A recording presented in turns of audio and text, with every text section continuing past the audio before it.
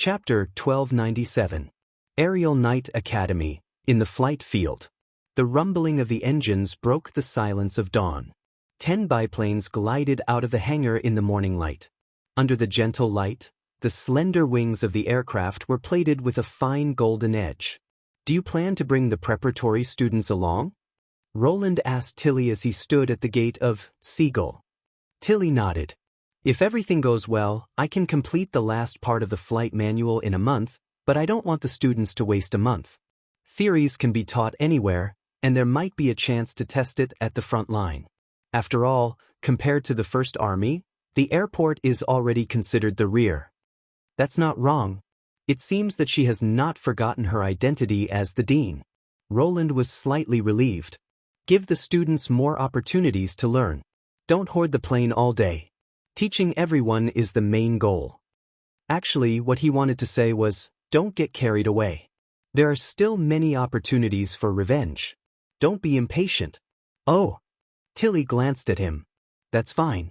As long as you give me the private plane, I promise I won't fight with the students for fire of heaven." Roland was speechless. Seeing that he was speechless, Tilly chuckled. She pushed the stray hair on her forehead behind her ear. "Don't worry, I know what you're thinking. Why don't we make a deal? A month later, I will bring out a team of aerial knight capable of combat, and you will build the private plane. Before that, I promise I won't fight the enemy head-on. How about that?" It's best not to fight head-on in the future. Even though Roland thought so, he also understood that the war could not always be smooth sailing.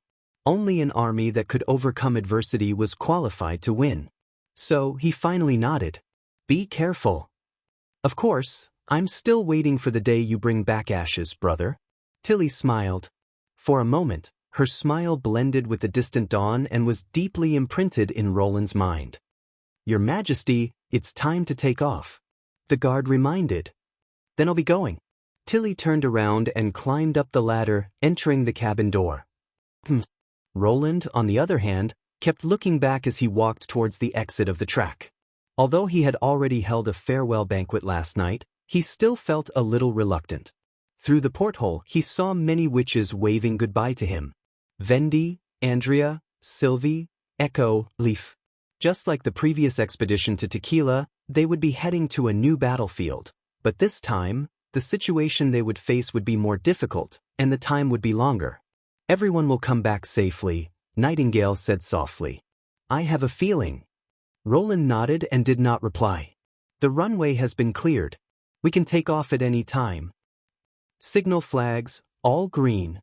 Depart." As the ground crew guide waved his arm, Lightning was the first to take off, followed by Maggie, who had transformed into a devil beast. Without navigation, and since it was the first time they were going to an unfamiliar place, the two of them would be responsible for the orientation and positioning of the entire fleet. Roland also noticed that Thunder was smoking a pipe and waving goodbye to his daughter in the crowd, his face full of pride. Following closely behind was the Seagull. Compared to the noisy biplanes, the Seagull appeared to be particularly lithe and agile. The sound of farewell from the crowd also reached its peak. Whether it was the Witch Union or the sleeping spell, most people's hearts were tied to this plane. Blown by the wind of magic, the Seagull only skied for a short distance before it lifted off the runway and steadily climbed into the air. Finally, it was the aerial knight. The 10 biplanes were the entire air force of Neverwinter. 6 of them were trainers, without any weapon systems. However, Roland knew that a new batch of airframes was being assembled in the factory. Given time, these artificial birds that could be mass-produced would definitely be able to deal a heavy blow to the demons and form a safe air defense barrier for the First Army. One by one, the fire of heaven swept across the runway and rose at the end of the wall, forming a column and disappearing into the skyline. In order to enable the aerial knight to participate in the battle quickly, Roland ordered the engineering team to build a landing field in Redwater City, the city of Evernight, as well as the neighboring city of Glow and Thorntown. They would be used as a springboard to connect the north and south, providing refueling and landing places for the transfer planes.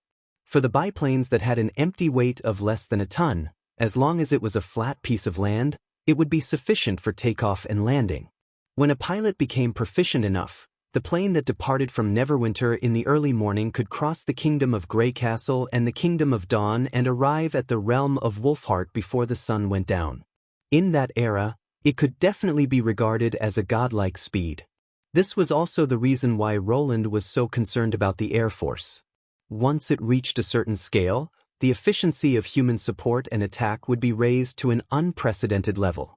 Of course, as the first long-distance flight in history, Tilly had left plenty of room for maneuver. According to her plan, the entire team would spend the night in the city of Evernight and head for the Cage Mountain the next morning. This way, even if there were any accidents, the entire flight could be completed during the day. Long after the frontline support flight team had disappeared, the crowd was still staring at the northern sky, unwilling to disperse. It was the same for Roland. He looked forward to this force opening up a new situation for the First Army. It actually flew up. Manfeld was dumbfounded as he stared at the huge objects disappearing into the clouds. He was extremely excited. "Hey, what are you waiting for? It's almost our turn to board," someone shouted behind him. I'm going." Manfeld shook his head hard to recover from the shock and turned around to run to the team. Even at this moment, his mind was still ringing with the roar of the iron birds when they flew past. In the past month, Manfeld had fully experienced the incredible features of Neverwinter. However, he was still thrilled to witness the whole process of Skyfire rising into the sky at such a close distance for the first time. But this time, other than pure shock, there were also some other emotions mixed in. For example, joy. He had fallen in love with this job almost at first sight. Just as Matt, the placement officer, had said, Manfeld had successfully passed the assessment conducted by the Personnel Department of the Administrative Office and obtained a Neverwinter resident identity card and a house of his own. It could be said that he had not encountered any obstacles in the early stage of integration and had a foothold in the new city in a short time. Next, whether it was a clerical job in the administrative office or a policewoman who upheld justice like Sharon, he had a bright future ahead of him. However, after much hesitation, he submitted his application to the Air Knight Academy. Manfeld had not changed his mind even though he had been told that a qualified Air Knight would be part of the army and would not only be subject to stricter examination, but he might also be sacrificed in the war. Now, he was glad that he had made the best choice. There was nothing more honorable than being an Air Knight, being loyal to a wise lord, fighting against evil and cruel people, and fighting to protect the weak. He could not wait to become an Air Knight. Apart from Farina, Joe, and Manfeld, countless people had embarked on this journey to the north. They came from different kingdoms and territories, but now they were moving forward with the same goal. Compared to the first and second battles of divine will, the human world had never been so close. Their fates were all connected by the battle of divine will. Chapter 1298. When she was tired, she would fall into the sea and sleep for a while. When she woke up, she would continue swimming. When she was thirsty, she would drink some rainwater. When she was hungry, she would catch 2 fish to eat. Joan did not know how long she had been doing this. At first, she tried to keep track of the time according to the changes of day and night. However, after a couple of mistakes, the error increased from days to weeks, and then to months. She did not know how long she had been swimming, but it had been at least half a year. Joan felt so wrong that she wanted to cry. In fact, she had cried many times, but her tears would soon melt into the sea and become part of it. She was so tired. So tired. She could not float on the sea while sleeping because it would attract ospreys or other predators. Even if they could not eat her, a peck from them would still hurt her for days, not to mention the possibility of being seen by sea ghosts and monster ships. In fact, Joan had encountered enemies several times in the past half a year. She was scared out of her wits every time. Fortunately, she could always get rid of the enemies with her speed, although sometimes she would accidentally get 2 or 3 more wounds. The scales that His Majesty had praised were mostly damaged, and the exposed skin looked like strange white spots. Because she had been soaking in the water for a long time, some of the wounds were already rotting. What was worse, The parasites had taken her as their new host and settled down on her wounds. Every time they were pulled out, she would feel a piercing pain. Originally, this body was not considered beautiful, but now it looked even uglier. She missed the soft bed in Neverwinter and Vendi's arms. She missed the carefree life where she did not have to worry about her safety. Besides, although there were many edible fish in the sea, they could only be eaten raw. She used to eat this way, but now she could not get rid of the fishy taste in her mouth. She wanted to eat the chicken wings roasted by lightning. Joan would cry every time she thought about it, but she did not stop wagging her tail even though she could not stop her tears. But how long would it take for her to get back to the starting point? Her speed was faster than most fish. Even His Majesty's Snow Wind could not catch up. She estimated that she should have swum from Neverwinter to the Shadow Islands 5 times. Why was she still not able to see the end? What round world? His Majesty? Was he lying to her? If His Majesty really lied to her, if she had the chance to see him in the future, she must use her scales to scrape his face. However, he had to see it first. Joan took a deep breath and encouraged herself. Never give up. She wanted to return to everyone. A series of sounds drifted across the surface of the sea. A moment later, the same echo came from afar. Joan was shocked and looked in the direction of the sound in disbelief. The weather that day was not very good. The sea was always foggy, and the visibility was less than a few kilometers. It was like the Shadow Islands at low tide. Seeing that she couldn't find anything, she swam in that direction for dozens of minutes and finally caught a black silhouette in the mist. It looked just like a reef standing on the surface of the water. Joan was overjoyed. She knew very well that because of the visual effects, many of the seemingly inconspicuous objects on the sea were actually gigantic. Since it could stand on the surface of the sea like a reef, it could not be small. Moreover, since it could reflect her chirping, it was probably a mountain. Since there was a mountain, could land be far away? Did she see the impassable mountain range? Joan immediately felt her body was full of energy. She sped up to the limit and dashed toward the black silhouette, creating a series of splashes on the surface of the sea. As the distance between them shortened, the black silhouette under the mist gradually became visible. It was indeed a mountain, but at the foot of the mountain was not the port of the western region, but a flat island. Behind the island seemed to be connected to a wider land, but the two were too far apart to see clearly. In any case, land was better than nothing. Joan braced herself and swam to the nearest beach on the island. It was only when she went ashore that she noticed that this island was probably a bit larger than the largest burning fire archipelago in the fjords. Except for the lush, flat-topped mountain, there was almost no rise or fall, and it was as flat as a grassland. As a matter of fact, it was indeed a grassland. Compared with the barren islands in Joan's memory, this island was not affected by the salty sea breeze or the harsh weather conditions. The grass under her feet was just above her ankles, and she could see 1 or 2 blooming flowers from time to time. She could not imagine how there could be such a scene in a place where a tsunami could destroy all vegetation. Coupled with the mist surrounding the island, this place looked like a secluded fairyland. Joan turned her tail fin into her legs and slowly walked toward the center of the island. Gradually, more stone tablets appeared on the grass. She did not notice them at first, but after a while she found that although the stone tablets were of different sizes, they were all arranged in an orderly manner. The closer she got to the center of the island, the more stone tablets she saw.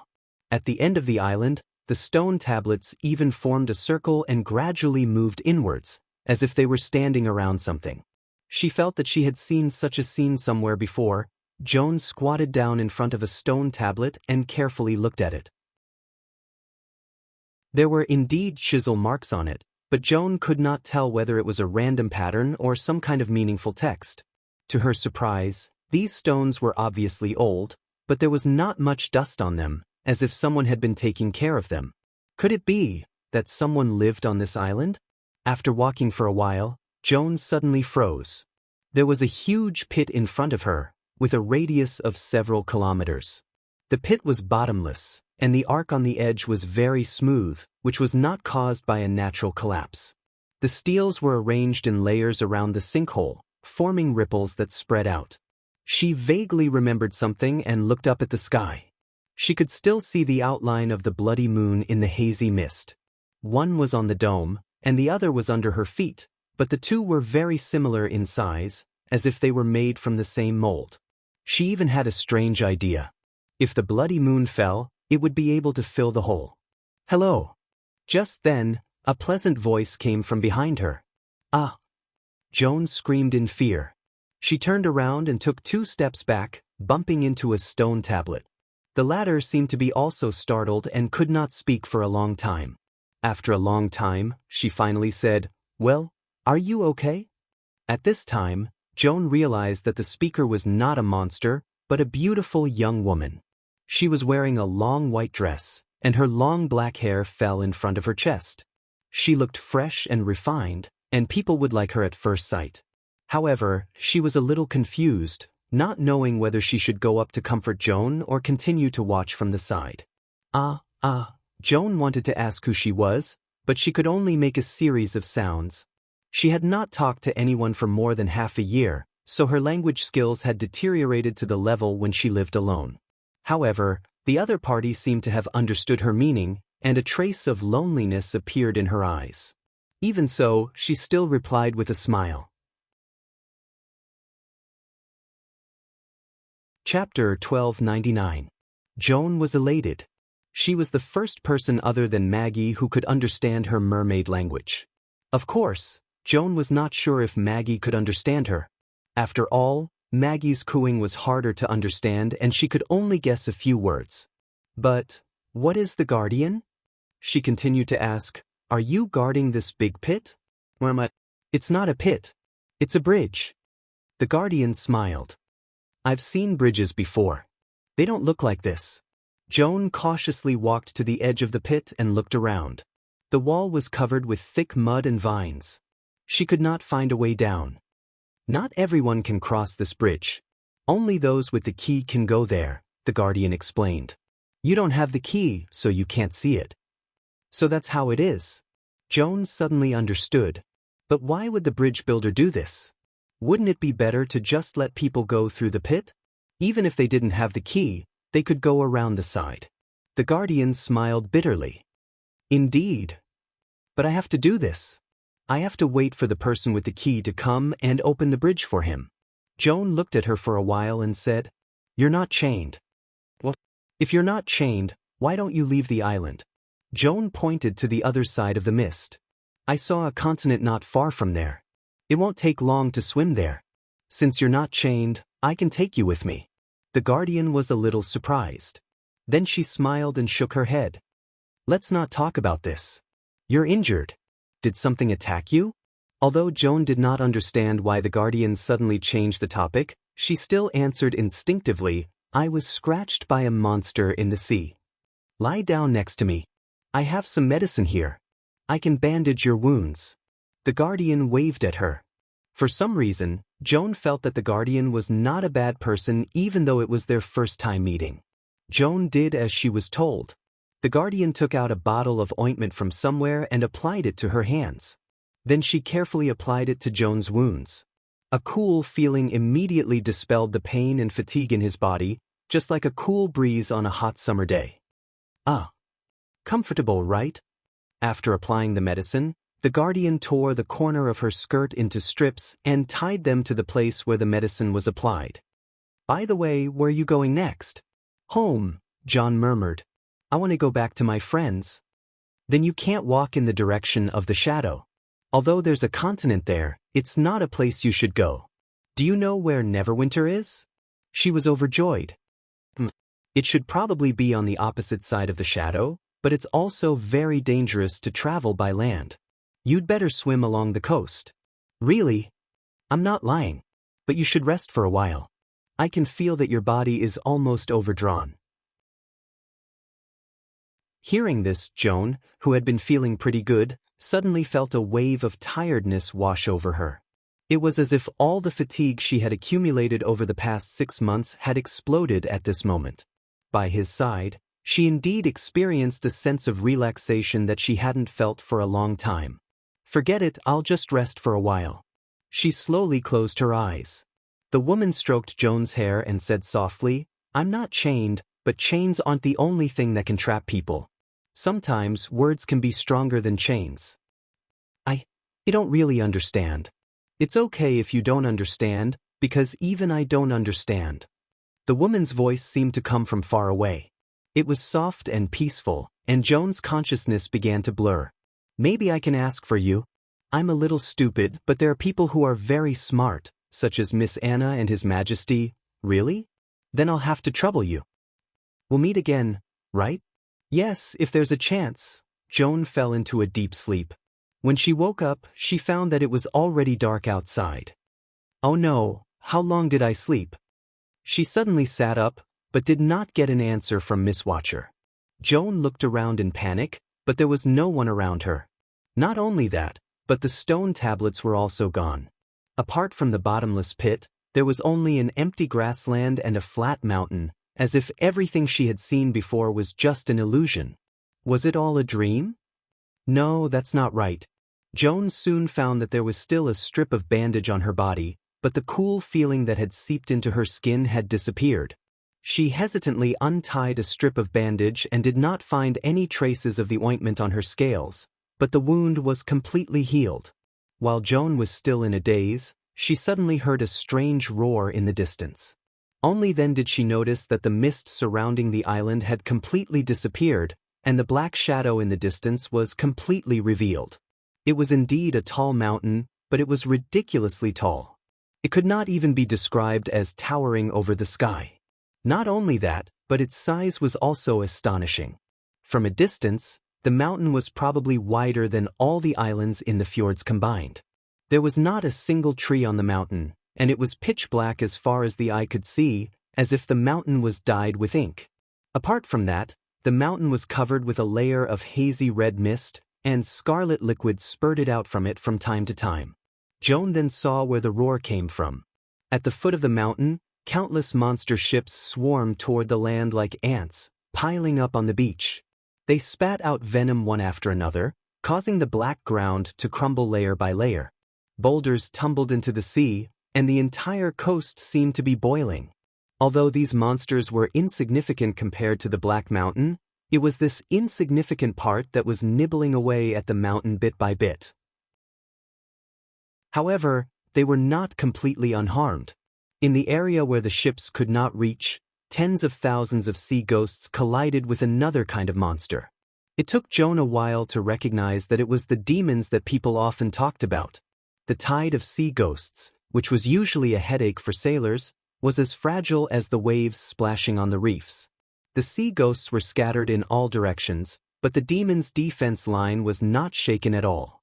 Even so, there was still an endless stream of sea ghosts passing by the monster ships and rushing toward the shore without any regard for their lives. This crazy scene made Joan cover her mouth tightly. There's a continent over there, but it's not a place you should go. Your home is on the opposite side of the black shadow. Suddenly, the woman's words rang in her mind. Joan looked to the side. There seemed to be no sign of a continent on the opposite side of the Black Rock Mountain, only a vast sea. However, she only hesitated for a moment before she ran in that direction. The scene of the two forces fighting and devouring each other made her feel extremely dangerous. Her wild instinct told her that she should leave as soon as possible. On the other hand, she had a feeling that the Guardian would not lie to her. Chapter 1300. Father, is it really necessary for us to go this far? In an open space outside the city of Glow, Horn Quinn looked at the busy workers from afar and asked with slight dissatisfaction. In front of them was a rectangular, flat square with a length of about 1,000 meters and a width of only about half that. Since the construction team of Grey Castle entered the Kingdom of Dawn, the new method of measuring the length of a square had also spread among the nobles. Unlike the squares in the King's City, which were built with beautiful bricks, the surface of this square was completely paved with cement. It looked gray, neither colorful nor distinctive. If one had to point out an advantage, it would probably be that it was convenient to repair. It only took less than a week from plowing the ground to building. But even so, The workers involved in the construction were all from the Quinn family's own team, which showed how much importance they attached to it. Oh! Horford Quinn, the current King of Dawn, looked at him with interest and asked, "What do you mean?" "His Majesty Roland's instructions are too much," Horn said while counting on his fingers. "Building bridges and roads, and they're all big projects that can easily span dozens of miles. If you gather all the long-term workers in the family to do these things, what about the work in the territory? There are still several places in the castle that need to be repaired, and they haven't been started yet." Of course, these were not the only points that he was dissatisfied with. His father's request for the King of Grey Castle was too important. It could even be described as benefiting others at the expense of oneself. For example, if the family monopolized the alchemy product such as cement, which seemed to have a bright future, it would definitely bring them huge profits. However, just because His Majesty said in the letter, "Please be sure to increase the production as soon as possible," his father summoned the great nobles into the palace and publicly announced the formula. With the help of the major chambers of commerce under the nobles, several cement factories were indeed built in a short period of time, but the Quinn family's profits were undoubtedly reduced. When it came to the construction of roads, the situation was reversed. The great nobles all tried to refuse, so his father simply did it himself. From recruiting manpower to cooperating with the construction department of Grey Castle to complete the construction, the Quinn family was responsible for everything. This was by no means a small amount of money. Although the annexation of the Moya royal family's property had greatly increased the family's strength, the money was also spent as quickly as running water. Looking at the coins in the vault decreasing day by day, it was impossible for Horn not to feel heartache. The crux of the matter was that building a road was not the same as investing in a business. The golden dragon that was paid out in a business might be exchanged for more wealth, but what could a road from North River to Cage Mountain earn? It was not even in the territory controlled by the Quinn family. Even if it could promote the development of commerce, it would only benefit the lords at the borders. Judging from the current situation, His Majesty wanted to build more than just one or two things. This strange flat land that did not seem to be of any use was proof. If they continued to squander like this, sooner or later, the family would run into a predicament of being unable to make ends meet. In fact, he had already heard a lot of criticism from the internal branches of the family. What upset Horn the most was his father's attitude towards the people of Grey Castle. Not only did he personally inquire about every project, but he would also often summon the officials from the Ministry of Works to the palace to ask for their requests. It would be fine if they were nobles, but the problem was that Horn had clearly inquired about them. These officials were all commoners without any prominent family background. It was hard for him to accept that his father, as the king of a country, invited commoners to talk to him at the same table. And today, as soon as he heard that someone from Grey Castle was coming to the city of Glow, his father brought a large group of people to wait outside the city. This was simply unbelievable. As a ruler, receiving people in the castle was enough respect. How could the royal family do this? Horn suspected that his adoptive father was redeeming himself to Andrea. After all these changes started after Horford said goodbye to his daughter. "What can I do?" Horford shrugged. "Others are not willing to help, but I can't just let them do it, can I? You've seen the power of Grey Castle. Do you think I can sit on this throne without the support of the Wimbledon family?" "No, father. I'm not asking you to fight against Grey Castle." Horn waved his hand. "You just need to tell your subordinates to do it. Roland Wimbledon can't find any fault with that. And the required funds can be negotiated with the local lord. A deal is a compromise. The more impatient a businessman is, the more likely he will lose. This is what you taught me. Unfortunately, the battle of divine will is not a deal." "That's true, but—" Horn bit his lip and finally plucked up his courage to say, "But looking at you now, some people don't think you're the King of Dawn, but a subject of His Majesty Roland Wimbledon." He thought that his father would fly into a rage, but the latter only stared at him for a while and then smiled lightly. "Let me ask you, why is there a saying that there are 4 kingdoms in this continent, and not 5 or 3? Horn was caught off guard by the sudden change of topic. Because these four are the strongest families? More accurately, within their respective territories, Horford replied. The power of a family will weaken with distance. The so-called border is the critical point where the power of both sides reaches a balance. But now, this critical point no longer exists. As long as Roland Wimbledon is willing, he can completely take over all the territories of the four kingdoms. Since that's the case, what's wrong with me being his vassal? Horn retorted subconsciously, Father, no matter how good the army of Grey Castle is, he can't control such a large territory. Don't you think you're exaggerating his abilities?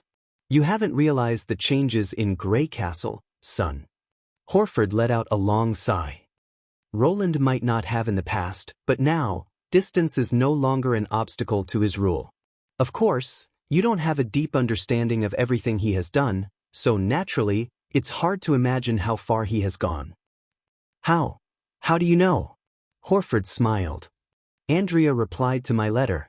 This caused Horn's heart to sink. Just as he was about to persuade his father again, a sudden cry of surprise came from afar. Then there was a dull buzzing sound. Horn looked in the direction of the sound and was slightly stunned. He saw a string of neat black shadows on the horizon. They formed a horizontal line and flew along the skyline toward the city of Glow. Are those migrating birds? But after a moment, this idea was rejected. The size of the black dots quickly grew to a size far larger than any bird in the world, and it was still expanding. Horn's eyes gradually widened. It looked like some kind of man-made object. The workers who witnessed this scene could not help but put down the tools in their hands and shouted. Many caravans that were passing by also stopped in their tracks and looked up at the sky. It's incredible, he really did it. Horford raised the corner of his mouth. The person I want to pick up is here. Hearing this, Horn was dumbfounded. Could it be that these square-shaped birds were vehicles created by the Grey Castle people?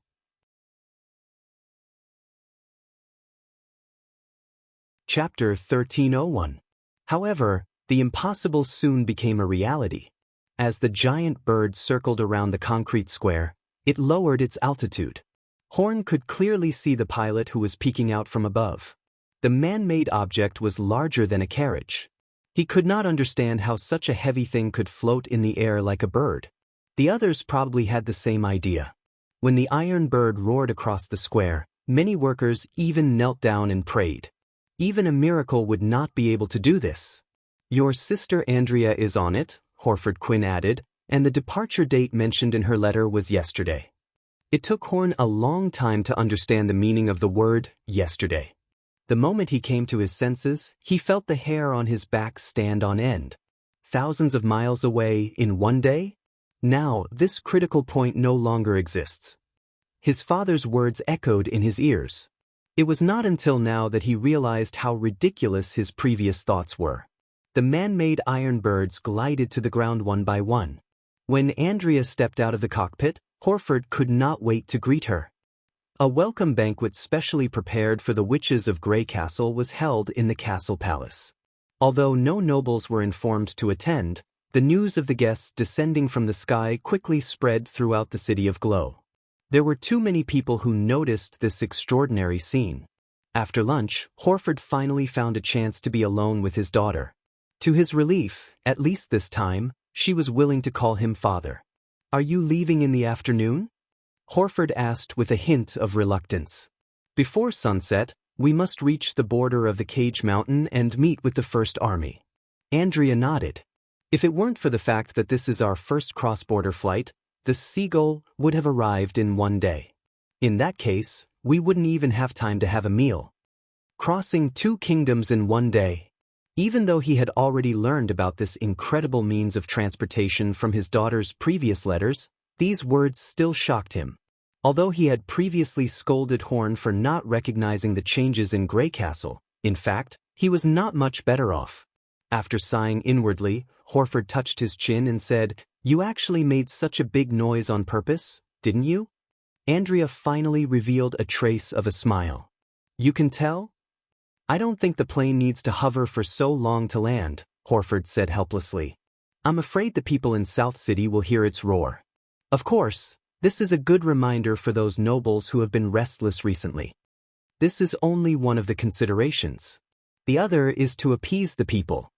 She shrugged. I heard that traces of devil beasts have also been found in the Kingdom of Dawn. If we can let the residents know that Grey Castle's army also has the ability to fly, the panic won't spread so easily. It's indeed a way to kill two birds with one stone. Did the Pearl of the Northern region come up with this? No, it's Princess Tilly. When Horford mentioned the name of the princess of the Wimbledon family, he noticed that there was a look of pride in his daughter's eyes, as if she felt honored. It seemed that she had made some good friends in Neverwinter, Horford thought. He nodded and changed the topic. By the way, have you really never thought about inheriting my position? Why are you talking about this again? Andrea raised her eyebrows. Didn't I say that I'm not interested in the throne of the Kingdom of Dawn? Aren't you satisfied with Horn? He's a qualified noble and talented in business. If it's just the title of Earl, I don't think it's a problem. Horford shook his head. But the problem is that Horn, like the other nobles, values profits too much. Many people in the family can't understand what I'm doing. They don't understand that I'm doing this to better consolidate the family's position. Ever since he became the King of Dawn, the mentality of the Quinn family had more or less changed, and his adopted son was no exception. In the past, Horn would never have dared to say in front of him, "You're not like the King of Dawn, but more like a subject of His Majesty Roland Wimbledon." Either someone was encouraging him behind the scenes, or he already saw himself as the next king. The word, His Majesty, was indeed charming, but there were risks behind power. He did not want Horn to follow in Appin's footsteps. Moreover, there was one thing that he did not mention, which was that it would be difficult for Horn to convince the other two families with his identity. In fact, the Luashi family and the Tokat family were willing to support him largely because the two heirs were willing to serve Andrea. That's something you need to solve, Andrea said firmly. If you're not willing to succeed me, then I'll have to split the throne and share it with the other two families, Horford said, pretending to be regretful. Are you willing to do that? Of course, he said half-jokingly. It'll save me a lot of trouble. After the war, maybe I can move to Neverwinter to accompany you and enjoy my old age. He was not joking. If Roland Wimbledon could win the Battle of Divine Will, would he still maintain the Four Kingdoms? Horford did not think so. The Quinn family had come this far only because of the coincidences of the war. If it were Andrea on the throne, Roland might not have done anything, but it was hard to say if it were someone else. As he had said before, the distance that was used to maintain the balance had been broken. Andrea stared at him for a long time and did not respond, but Horford could feel that his daughter's eyes were a little softer than before. After a while, she said, "Time's up. I should go. Remember to take care of yourself." Horford resisted the urge to reach out and touch his daughter's head.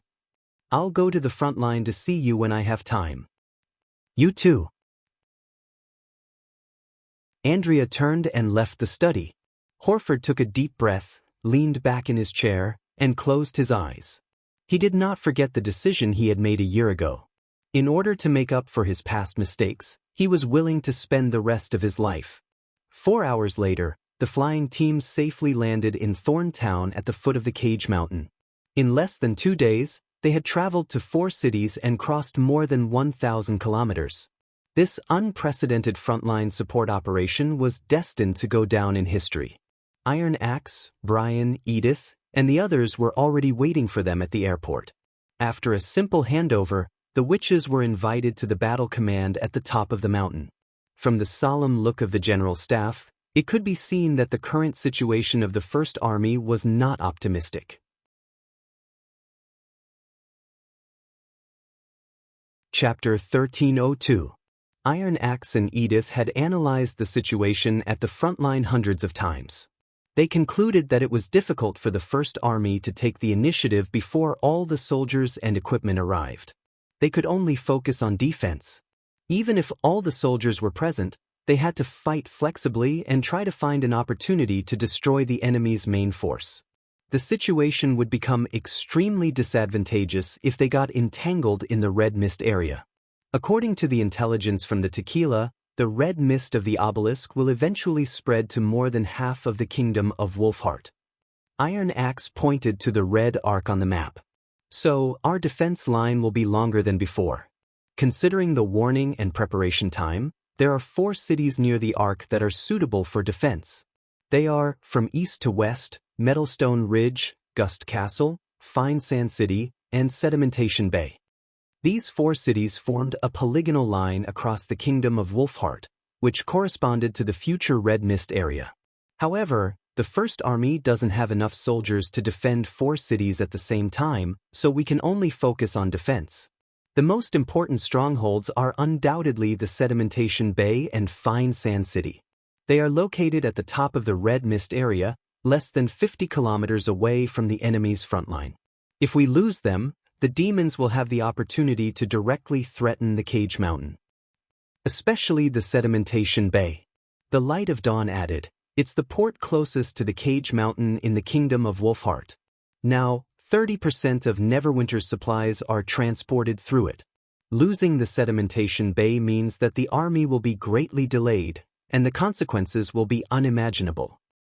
You don't have to be so tactful, Edith said generously. If the demons attack the Sedimentation Bay now, we've already lost half of the Battle of Divine Will.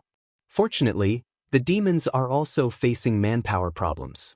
After all, it's not easy to build the obelisk on the ridge of the continent to ensure smooth transportation. Perhaps only the Pearl of the Northern region dared to use the word defeat in such a meeting. Iron Axe coughed helplessly. Anyway, let's assume that the demons are also facing the same problem as us and are now busy opening a shortcut in the mountains. Of course, no matter what the real reason is, the First Army can't miss this opportunity.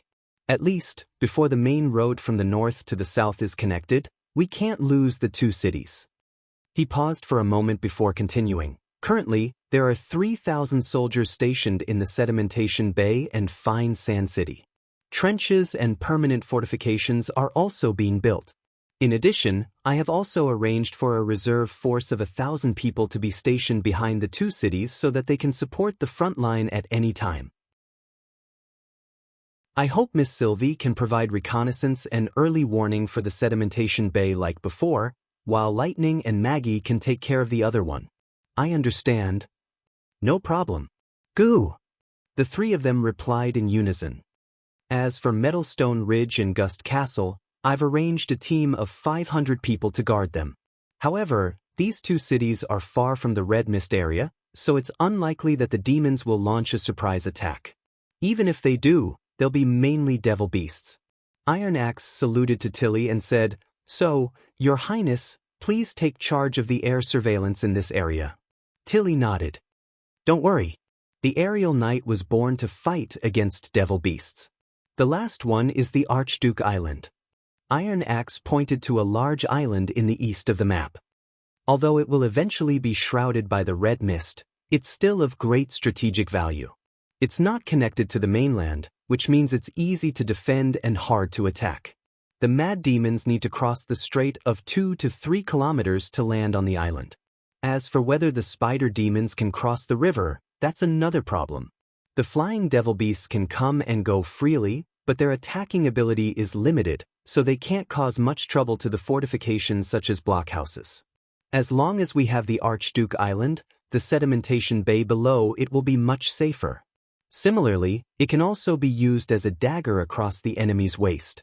If we set up cannons in the city, we can completely cover the entire beach and the land within 10 kilometers. But it's still a red mist area? Agatha said worriedly. The General Staff has also considered this, the Pearl of the Northern region said. That's why we set the number of people to guard the island at 500. Even if the demons launch a desperate attack, the Sedimentation Bay can immediately send a fleet to rescue them. So far, there's no evidence that the demons have a powerful fleet on the sea. Well, can I mention something? Vendi asked. Go ahead. I used to stay in the monastery in the old holy city for more than 10 years, so I remember that both the Kingdom of Wolfheart and the Kingdom of Everwinter have several roads leading to the Hermes Plateau. Especially the Hermes Plateau, most of which are located between the impassable mountain range. Is it possible for the demons to use these mountain roads to raid the Hermes Plateau? After all, there's a god's stone mine there. Vendi's words caused a round of discussion. Without a doubt, once the demons erected the obelisk in the center of the Four Kingdoms, it would be much more fatal than the stronghold on the fertile plains. The red mist pouring down from the plateau would engulf the last corner of the continent, and humans would have no place to hide. It's possible, but it's not easy to achieve, Edith said with a hint of approval. In the past 2 battles of divine will, the demons could only erect one obelisk at a time. First of all, they wouldn't be able to dispatch a large number of troops across the impassable mountain range to the Hermes Plateau. These mountain roads are not hidden, and they can be monitored by a few scouts. Once their movements are exposed, the demons will be in a very passive situation. Therefore, even if the demons want to attack the new holy city, they can only act in the form of elite teams like they did in the past when they raided the Misty Forest. Even if these people arrive at the Hermes Plateau, they won't be able to erect the obelisk quickly. Moreover, the Coldwind Ridge is only 1 step away from the plateau. The chances of them erecting the obelisk under the Grey Castle are very slim. So the general staff has already considered this. Vendi breathed a sigh of relief. I'm relieved. That's the general situation of the First Army's frontline, Iron Axe concluded. We're trying to find out the demons' whereabouts. To tell you the truth, the First Army has been in a very passive position recently due to the lack of intelligence and manpower. I'm truly happy to see all of you. With your help, these problems can more or less be resolved. When the army is ready and the intelligence is sufficient, it will be time for us to launch a counterattack. Next was the specific assignment of the witches. For example, Leaf stayed in the Cage Mountain and worked with Lotus to modify the mountain range on the border. Andrea, Shavi and the others went to the Sedimentation Bay. For combat witches, wherever the front line was, they would be there. Hummingbird and Molly joined the logistics team, which greatly increased the efficiency of loading and unloading at the port. Echo also played the role of condolence ambassador, using her singing to boost the morale of the soldiers. Amidst the busy and intense preparations, Autumn finished her last journey. On the first day of winter, the sun did not rise as usual, and there were scattered snowflakes in the sky.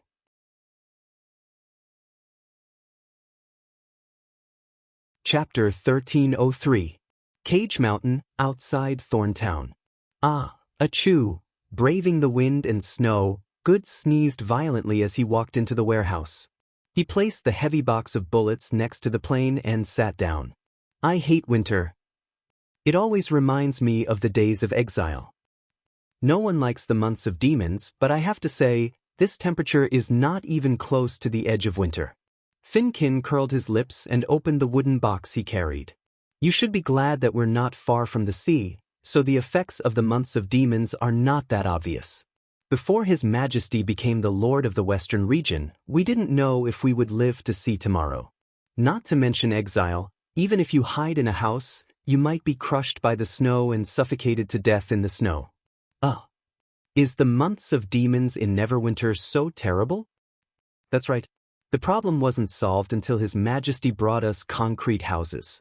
Otherwise, why do you think His Majesty named the new king's city Neverwinter? Finkin shrugged. He took out the drums from the box and put them into the cabin one by one.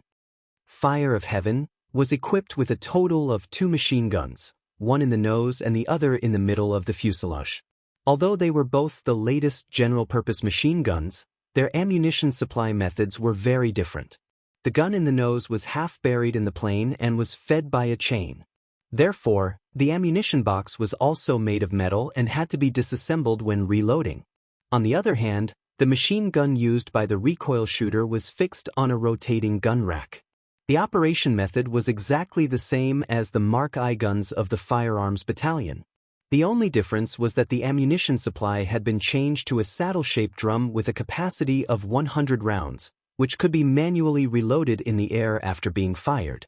Therefore, in order to ensure that every mission was fully loaded, no matter how many shots were fired, the ammunition had to be reloaded after the plane landed. Although this step could be done by the ground crew, Good preferred to do it himself, As long as he could touch the plane, even if it was only for a moment, he did not want to miss such an opportunity. At this moment, there was a burst of enthusiastic cheers outside the warehouse. Without a doubt, another student must have passed the test and landed the plane safely on the runway. Even though it was snowing, Princess Tilly did not stop training. She was even busier than before. In addition to teaching the new students how to fly, His Highness would also take them to patrol the northwestern region of the Kingdom of Wolfheart twice a day. At night, they would have theoretical classes and discussion about problems. Under her influence, everyone seemed to be full of energy, and the training was even better than when they were in Neverwinter. At least in the past week, none of the training planes had crashed. Good and his partner loaded the new ammo boxes into the ammunition storage room at the nose of the plane. He walked to the window and sighed softly. "What's wrong? Homesick?" Finkin asked. He shook his head. "I'm just a little worried. Are you worried about the war or your distant sister?" Finkin smirked. "I remember her name is Rachel, right? You are worried that you will be replaced." Good glared at him. "But at present, there are only 4 operational planes, one of which is Her Highness Tilly's unicorn. That is to say, we have to be in the top 3 to be qualified to fly Fire of Heaven." Good looked back at the bustling training ground and said in a low voice, "Our advantage is actual combat experience, but we haven't even seen the shadow of the demons yet. If this goes on, I'm afraid we will fall behind if 1 or 2 geniuses appear among the new students." His partner did not expect Good to be worried about this. He was stunned for a while before he said helplessly, Hey, you're thinking too much. Even if it's live shooting, it's also experience. Didn't you hear Her Highness say that it will take 1 or 2 months of practice to fire thousands of bullets in the gun camp? But our shooting results are not that good, right? Finkin was speechless. Although the Air Knight had not encountered any enemies since the start of the patrol, the machine guns on the plane had fired several times. Tilly did not allow them to bring back the ammunition untouched. Instead, they would find a target on the way back and pour the bullets at it as a live shooting exercise. Sometimes it was a balloon that was released randomly, and sometimes it was a tree on the top of a mountain. This made Good realize that his talent in shooting was far inferior to his talent in flying. At the same time, he also heard that there were many talented students among the newly recruited students. One of them seemed to be a newcomer named Manfeld, who was recognized by the instructor in just a few days. Therefore, his worries were not unfounded. Unfortunately, he could find time to practice on the simulator to master the operating skills, but he could only rely on bullets for shooting. Woo! Suddenly, a sharp alarm sounded in the sky above the airport. Good and Finkin looked at each other, and their expressions changed. Once the alarm sounded, all training had to stop, the runway would be cleared, and the Air Knight would have to gather at the airport's command center immediately. This was the first time such an emergency call had appeared since they were stationed in Thorntown for more than a week. The two did not hesitate and rushed to the command center at the same time. Soon, more than 30 people gathered in the makeshift combat room. "Just a minute ago, I received news from Iron Axe that a team of demons appeared 200 kilometers north of Gust Castle."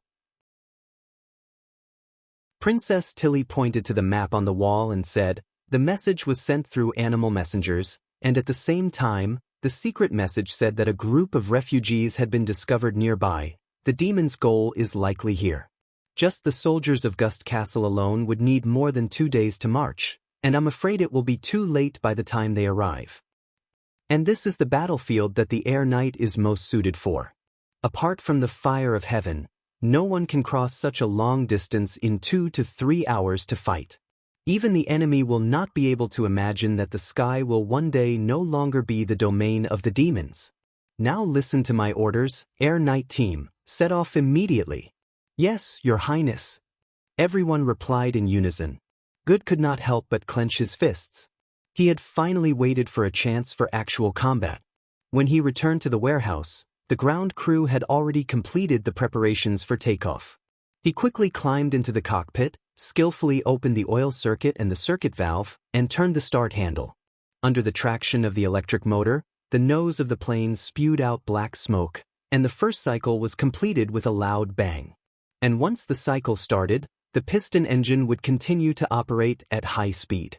Good put on a windproof eye mask, and under the waving and cheering of the crowd, he pressed the control lever forward.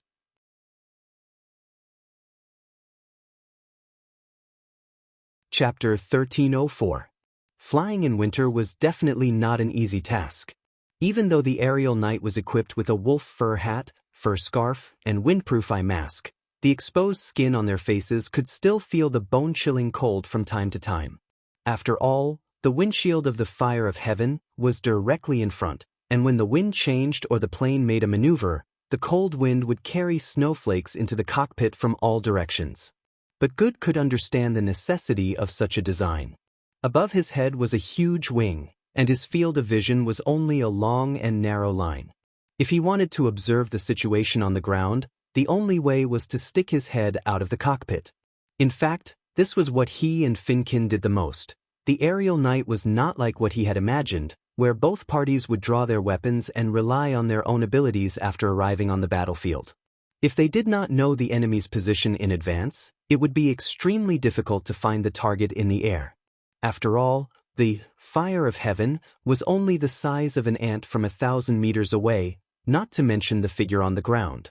This was probably the reason why the biplane needed two people. Two pairs of eyes would always be able to see further than one pair. Did you find anything? He turned his head and asked. About an hour ago, the flight team had already flown over the Gust Castle. According to the map, if the enemy had not given up on pursuing them, they should be in the vicinity. In order to find the target as quickly as possible, the four planes spread out with the north as the center line, forming a fan-shaped search area. This was also the standard multiplane search method stipulated in the flight manual. In theory, as long as they did not deviate from their course, the four planes could cover an area of more than 200 kilometers. But considering the influence of the weather, the planes were not too far apart, which greatly reduced the area of the fan-shaped search area. There's nothing. Finkin raised his telescope and shouted. Could the demons have already caught up with the refugees and killed them all? If that's the case, you should be able to find a lot of corpses. All right, I'll try my best. Let's pray that the snow doesn't cover them up, Finkin shouted. Buddy, can you fly a little lower? Good lowered the nose of the plane slightly and glanced at the compass and altimeter. These were the only two key parameters on the fire of heaven that could determine their current position. However, there was a clear reminder in the flight manual not to trust the instruments too much. Because His Majesty's technical ability is limited, instrument errors should be regarded as normal, especially when the climate, altitude, and topography change drastically. Never forget to poke your head out at any time, unless you are willing to become the cornerstone of technological advancement. Tilly Wimbledon. 300 meters at most, no lower than that. This isn't the western region of Grey Castle, it's all plains. Before he could finish, Finkin interrupted him. 2 degrees to the right. There seems to be movement over there. Good's expression froze, and he immediately adjusted his course. Other than the sound of the wind and the roar of the engine, there was almost no sound from the outside world. Therefore, the movement that his partner was talking about was definitely not the sound, but the change that could be seen with the naked eye. In this kind of weather, there should be very few people in the wilderness, so this movement was especially suspicious. Soon, Good also caught a glimpse of the anomaly with his naked eyes. On a rising hillside, there were many black shadows against the snow-white background. They were not scattered but formed many continuous lines. From afar, they looked like strands of hair scattered in the snow. Are those footprints? Finkin's exclamation answered Good's question. Yes, I think His Highness must be talking about them. There are indeed people moving on the hillside, more than 1 or 2. Oh my God, the demons are chasing after the refugees. I saw more than 100 bodies. Judging from their size, they should be mad demons, and there are about 30 to 40 of them. Send the signal. Good did not hesitate anymore. He pressed down the joystick and said, "Let's go first." With a chi sound, 3 green signal flares shot into the sky, forming a sharp contrast with the bloody moon fixed in the center of the dome. The plane dived down the hillside, and the distance between the two parties shortened rapidly. When the plane was 400 to 500 meters away from the top of the hill, Good finally saw the refugees rolling in the snow. They ran down the hill in panic, and many of them almost rolled down the hill. It was not hard to imagine their situation. The mad demons were devouring the fleeing refugees bit by bit. The enemies did not seem to have extraordinary physical strength and speed. It was more like a game to kill time than a massacre. Good immediately felt blood rushing to his head. He silently recited his shooting tips and aimed the nose of the plane at the mad demons on the hilltop. When the two were in a straight line, he pressed the fire button. Gunshots rang out from the nose of the plane. This was also the easiest way for the fire of heaven to hit the target. At an altitude of 200 to 300 meters, there was no need to consider the trajectory of the bullets. From the dive to the pull-up, the nose of the plane pointed in the direction of the bullets. Even if it was him, he would not miss such an opportunity.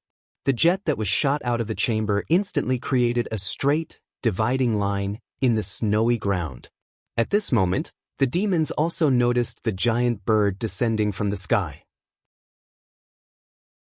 They shrieked as they pulled out their bone spears and threw them at the fire of heaven. They had no intention of dodging. At this moment, the dividing line rushed into the group of demons without any obstruction. And what it divided was life and death. The whizzing metal bullets easily pierced through the bodies of the mad demons, and the snow pillars were immediately dyed blue. The demons that were hit in the chest could see a sudden burst of red mist on their backs. Those that were hit in the arms and legs were directly severed. For a moment, severed limbs and minced meat flew in all directions along with the snowflakes, and the momentum of the enemy's pursuit was also slowed. After a round of shooting, the demons' bone spears finally arrived. Unfortunately, at this height, the enemy's spear attacks could not pose any threat to the fire of heaven. Even if they could fly up, the spears would lose all strength and speed. It was almost impossible for them to hit the high-speed biplane. But the fire of heaven was far from finished. When Good pulled up the nose of the plane again, it was time for the backseat shooter to make his move. Finkin fired randomly at the top of the mountain, but compared to his dove shots, he could only rely on his experience to finish off his opponents. At this moment, the demons seemed to realize that the strange bird in the sky was not a hybrid demonic beast or some other monster, but a human weapon of war. But this knowledge did not bring about any change in their situation. Hiding and fighting back were meaningless in front of the lofty fire of heaven, and even their hopes of escaping had become extremely slim. In the past battle of divine will, the human cavalry had felt despair in the face of the faster and higher devil beasts. Now, the mad demons felt the same, or perhaps even more so.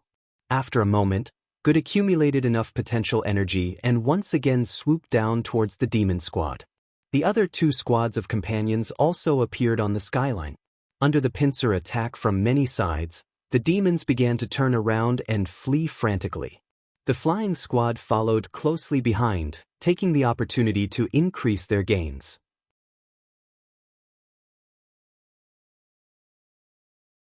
Chapter 1305.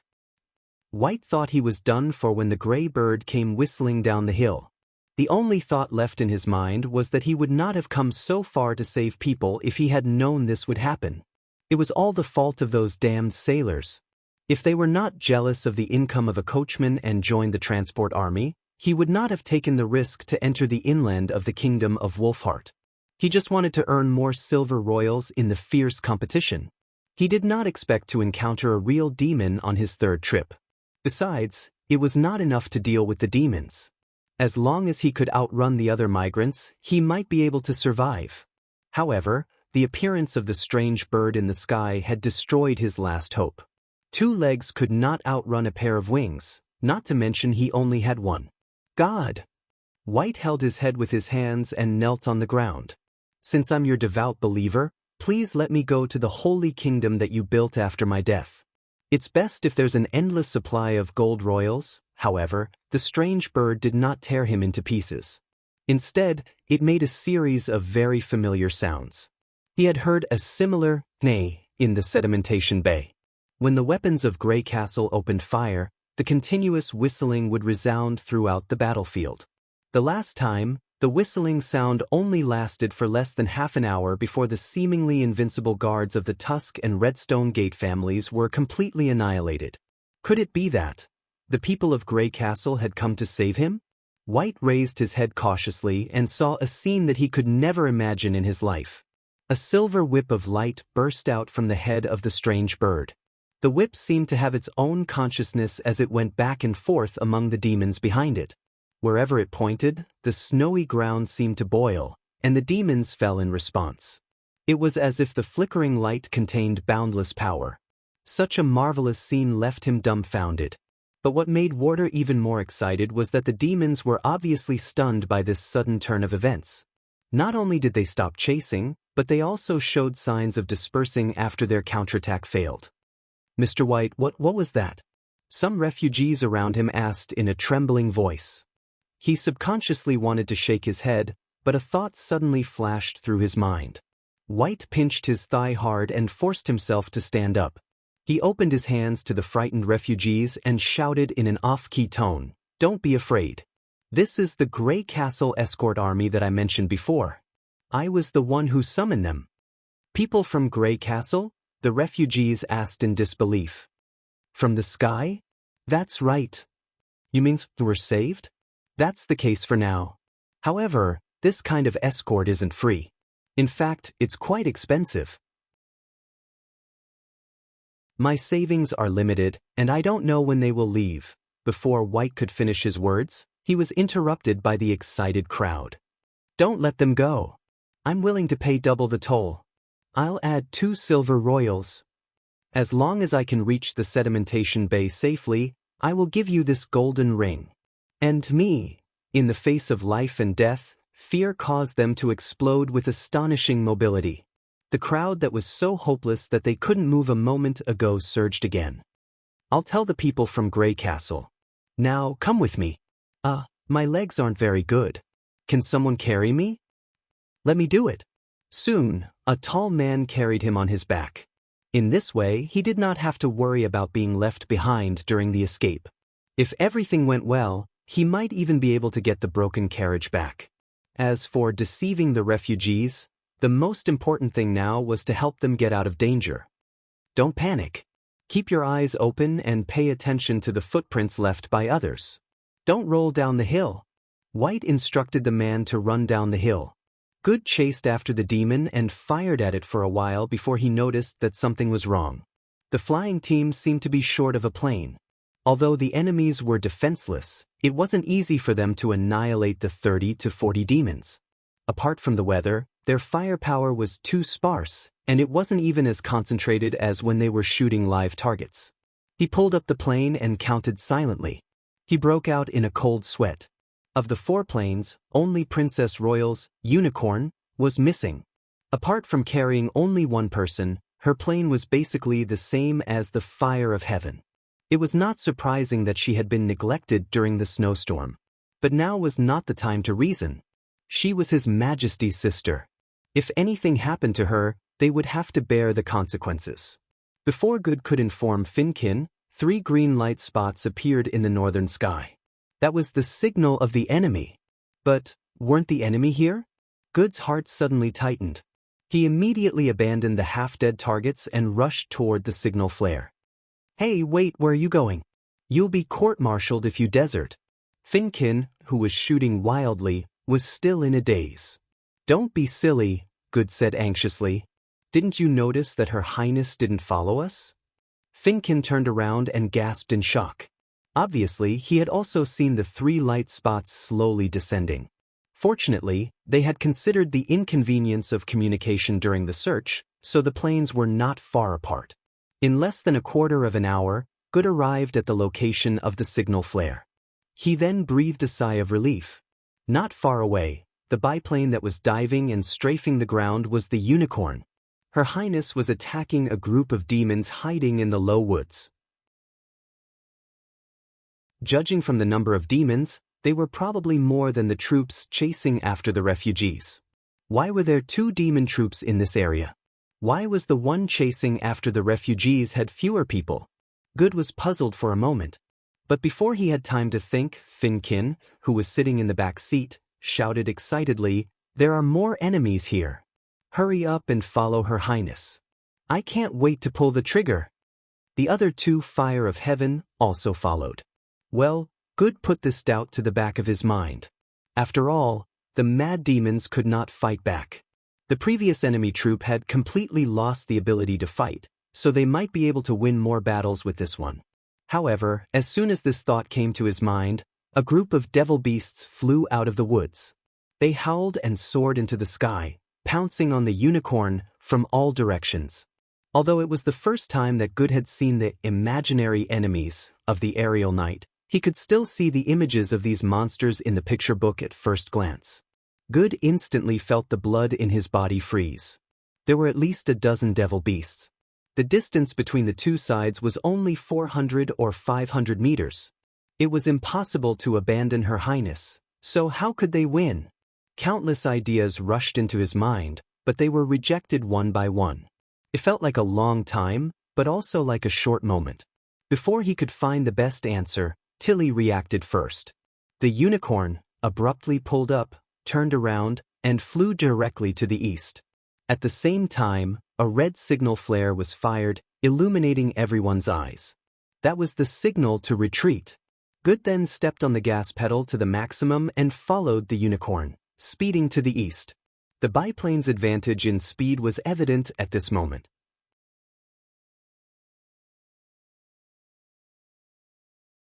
Chapter 1306. 5 days later. "Excuse me, are you Princess Royal Highness?" "Yes, the headquarters just received the news. The specific number is still being verified, but it should be at least 600 people. The garrison in Gust Castle has taken them in. They should be moved to Neverwinter by land after arrest." "No, this is what we should do. Thank you for your hard work. Please have a good rest." After Edith finished her report, she firmly hung up the phone. As the most advanced means of communication, the mobile phone had become an indispensable device in the General Staff Department. However, due to the limitation of the transmission distance, the only direct connection to the Cage Mountain Highland was the empty night camp outside Thorntown. As soon as she turned around, she saw her third brother, Lance Comte, with a surprised look on his face. "What's the matter?" Unlike her second brother Cole, Edith used her connections to transfer Lance, who had passed the primary education examination, to the General Staff Department. Considering that her third brother was more eccentric, she thought it would be better for her to supervise him. Of course, this would also make it easier for her to watch his pain when he was defeated. "Ah, no, nothing. I'm just a little surprised that you can be so respectful to people." Lance walked up with a stack of documents in his arms. "You weren't so polite even when talking to Father.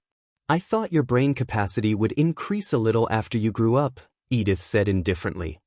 "I said that to Father because he wouldn't do anything to me. But Tilly Wimbledon is His Majesty's sister. If she mentions my rudeness in front of her brother, what do you think the future of the Comte family will be like? But I always feel that you're not so serious even to His Majesty. Because His Majesty is a man. Sometimes taking the initiative can produce a miraculous effect." I don't quite understand. The human heart is the highest realm of strategy. It's normal that you don't understand. Edith shrugged. No matter how capable you are, you can't be the final winner if you don't understand the human heart. "Sister, can you teach me?" Lance asked expectantly. "Of course." Edith glanced at him with interest. "But compared to teaching, everything is most effective when you try it yourself. For example, Cole is very good at this. How about it? Do you want to try?" Lance suddenly felt a chill run down his spine. Recalling how his brother looked at home, he swallowed his saliva. I'd better wait a little longer." The Pearl of the Northern Region withdrew her gaze. "You decide." Lance quickly changed the topic as if he had been pardoned. "By the way, did you call His Highness to report the safe arrival of the refugees?" Edith nodded. After all, Her Highness Tilly told the General Staff about this as soon as she came back. Of course, we have to inform her immediately. The rescue operation had exceeded everyone's expectations. Not only had the Air Knight rushed to the battlefield 200 kilometers away in just over an hour, but he had also saved a large number of refugees and foiled the demon's scheme. That's right, this was not an ordinary hunt.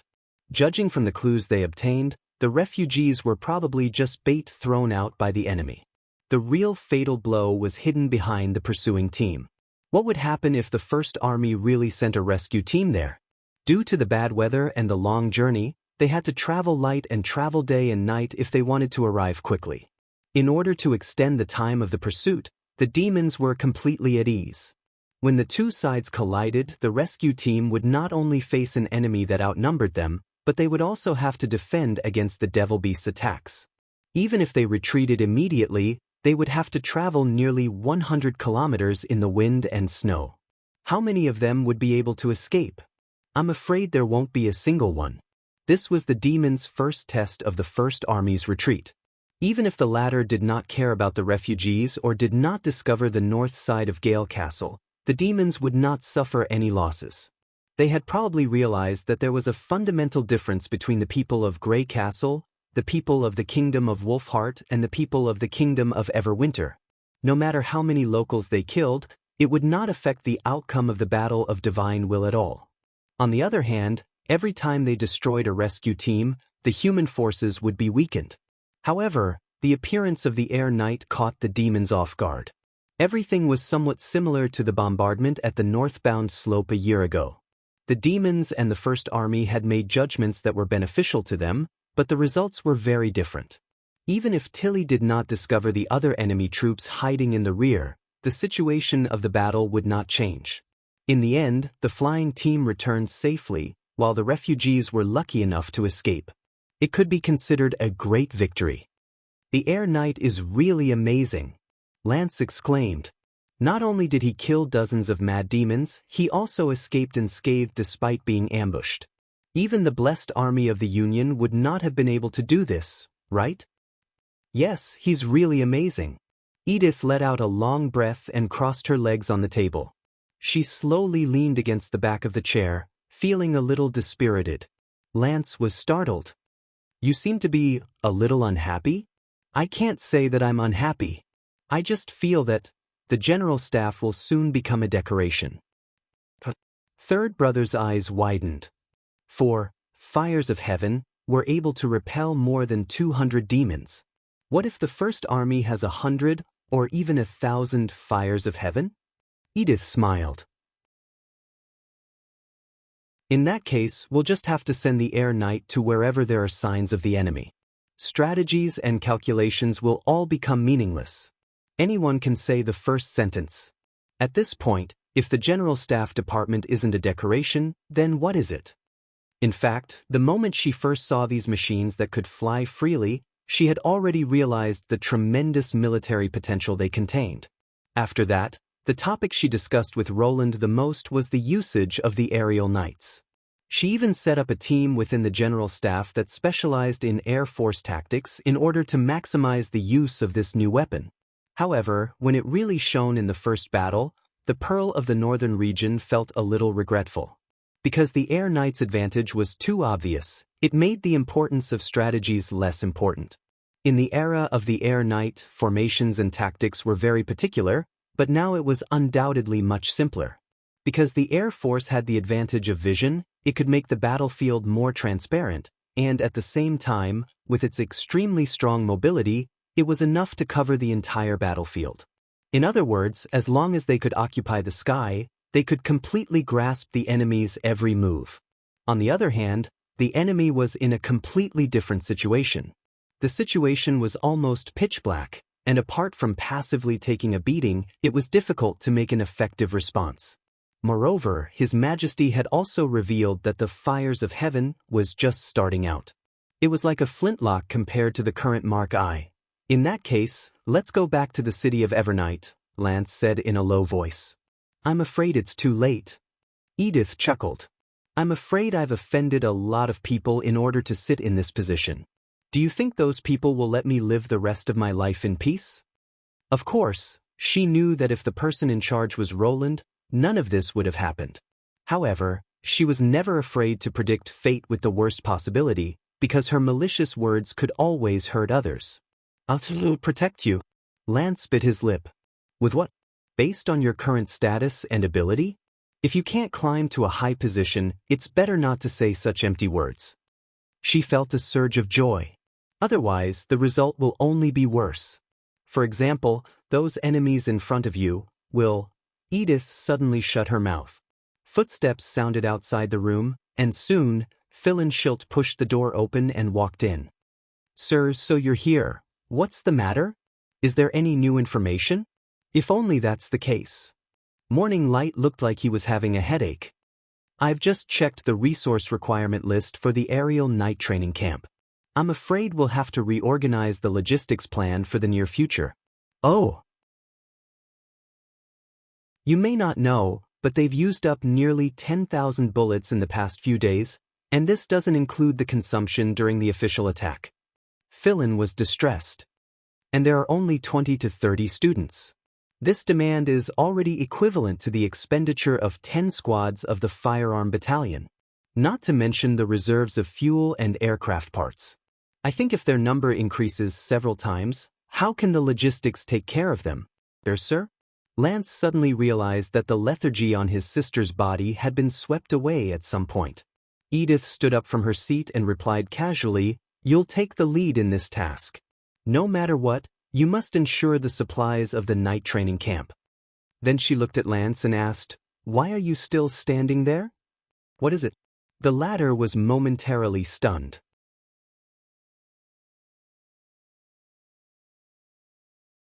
Chapter 1307. It could be said that the intelligence room had the largest number of people and occupied the largest space in the First Army's General Command. In order to filter and store the massive amount of information, Lotus and Fran had specially opened up an underground space for the advisor department. 70% of the nearly 200 advisors worked in this space. At the same time, it was also the most resource-consuming office. Not only was it equipped with a rare stone of lighting, but it was also provided with free chaos drinks to refresh one's mind at night, which made the other departments extremely envious. However, the intelligence office often complained incessantly. Ever since the Pearl of the Northern Region proposed the spy plan, the results had gradually become apparent. The number of secret letters sent from the Kingdom of Everwinter and the Kingdom of Wolfheart had increased from 2 or 3 a week to nearly 100 a day.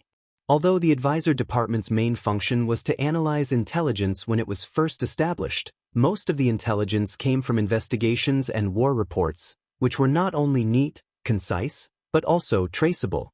However, the hundreds of pieces of information every day were irrelevant, and even the wording was a problem. It took a lot of time just to understand the true meaning, which made the screening process like a complicated jigsaw puzzle.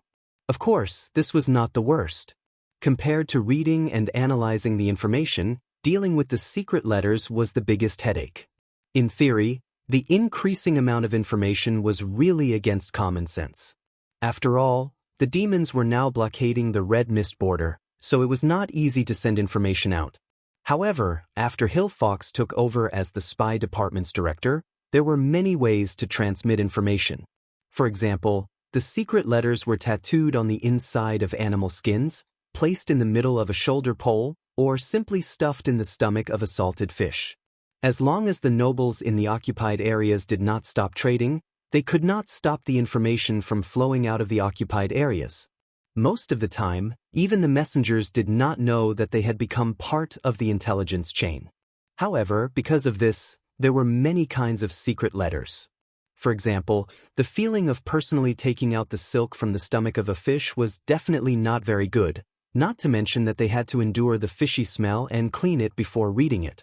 If their daily work changed from leisurely sipping afternoon tea and writing reports to finding all kinds of letters in a large pile of rubbish and then restoring them to useful information, anyone would feel dissatisfied. But even so, no one dared to slack off. After all, this department was also the department that Edith and Iron Axe valued the most. Procrastinating in front of them was undoubtedly courting death. Walking into the intelligence room, The Pearl of the Northern Region saw Iron Axe and Hill Fox talking about something. There were dozens of pieces of paper on the table in the middle of the room, which were obviously transcribed by the staff officers. She scanned through the messages and found that most of them came from the Kingdom of Everwinter. Most of them were scattered news such as, a new troop of demons has been stationed in a certain city's north today.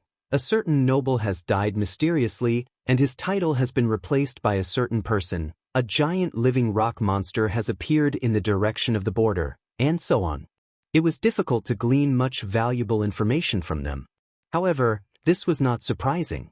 The reason why the spy plan could progress so quickly was not only because of Hill's contribution, but also because of black money. Ever since she suggested contacting the sender of the black card, the person behind the scenes had also come forward. Although he was only an agent, he had frankly expressed his willingness to help Grey Castle. This organization originated from the Kingdom of Dawn and also had a certain influence in the Kingdom of Wolfheart and the Kingdom of Everwinter. Of course, this influence was mainly manifested in the underground black market and the rats.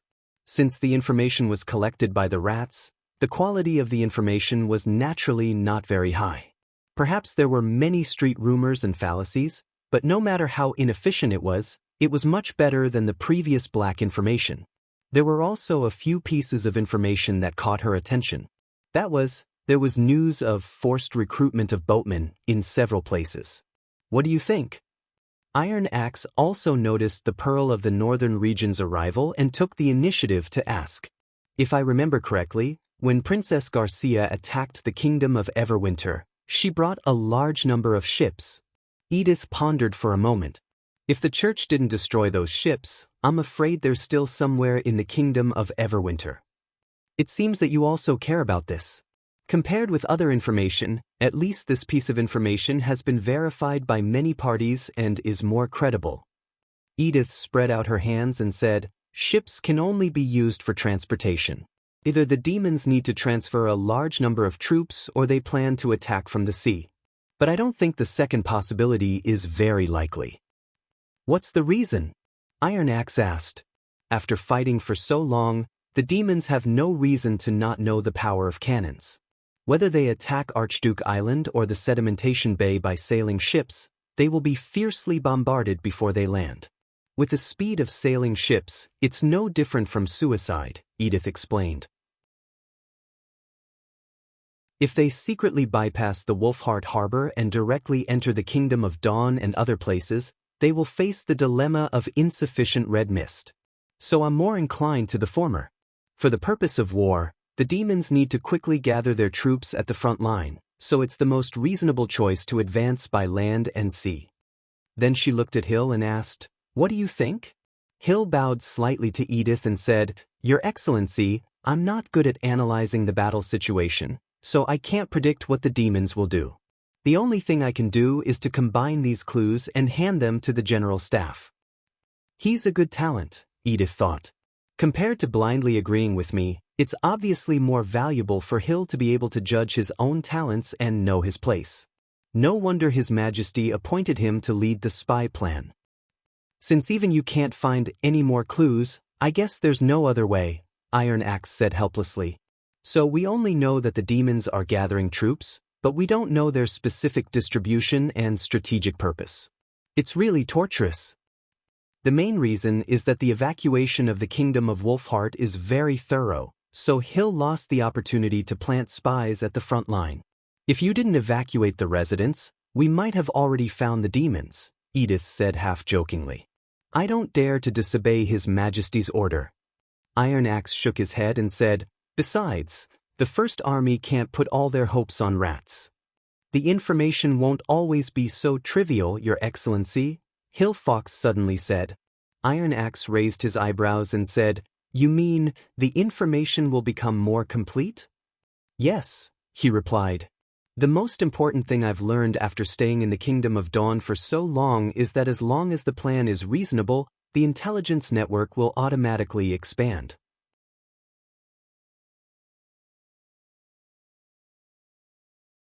Chapter 1308. To put it simply, we'll let those eyes find opportunities on their own. Hill Fox picked up a pen and drew a tree diagram on a piece of white paper.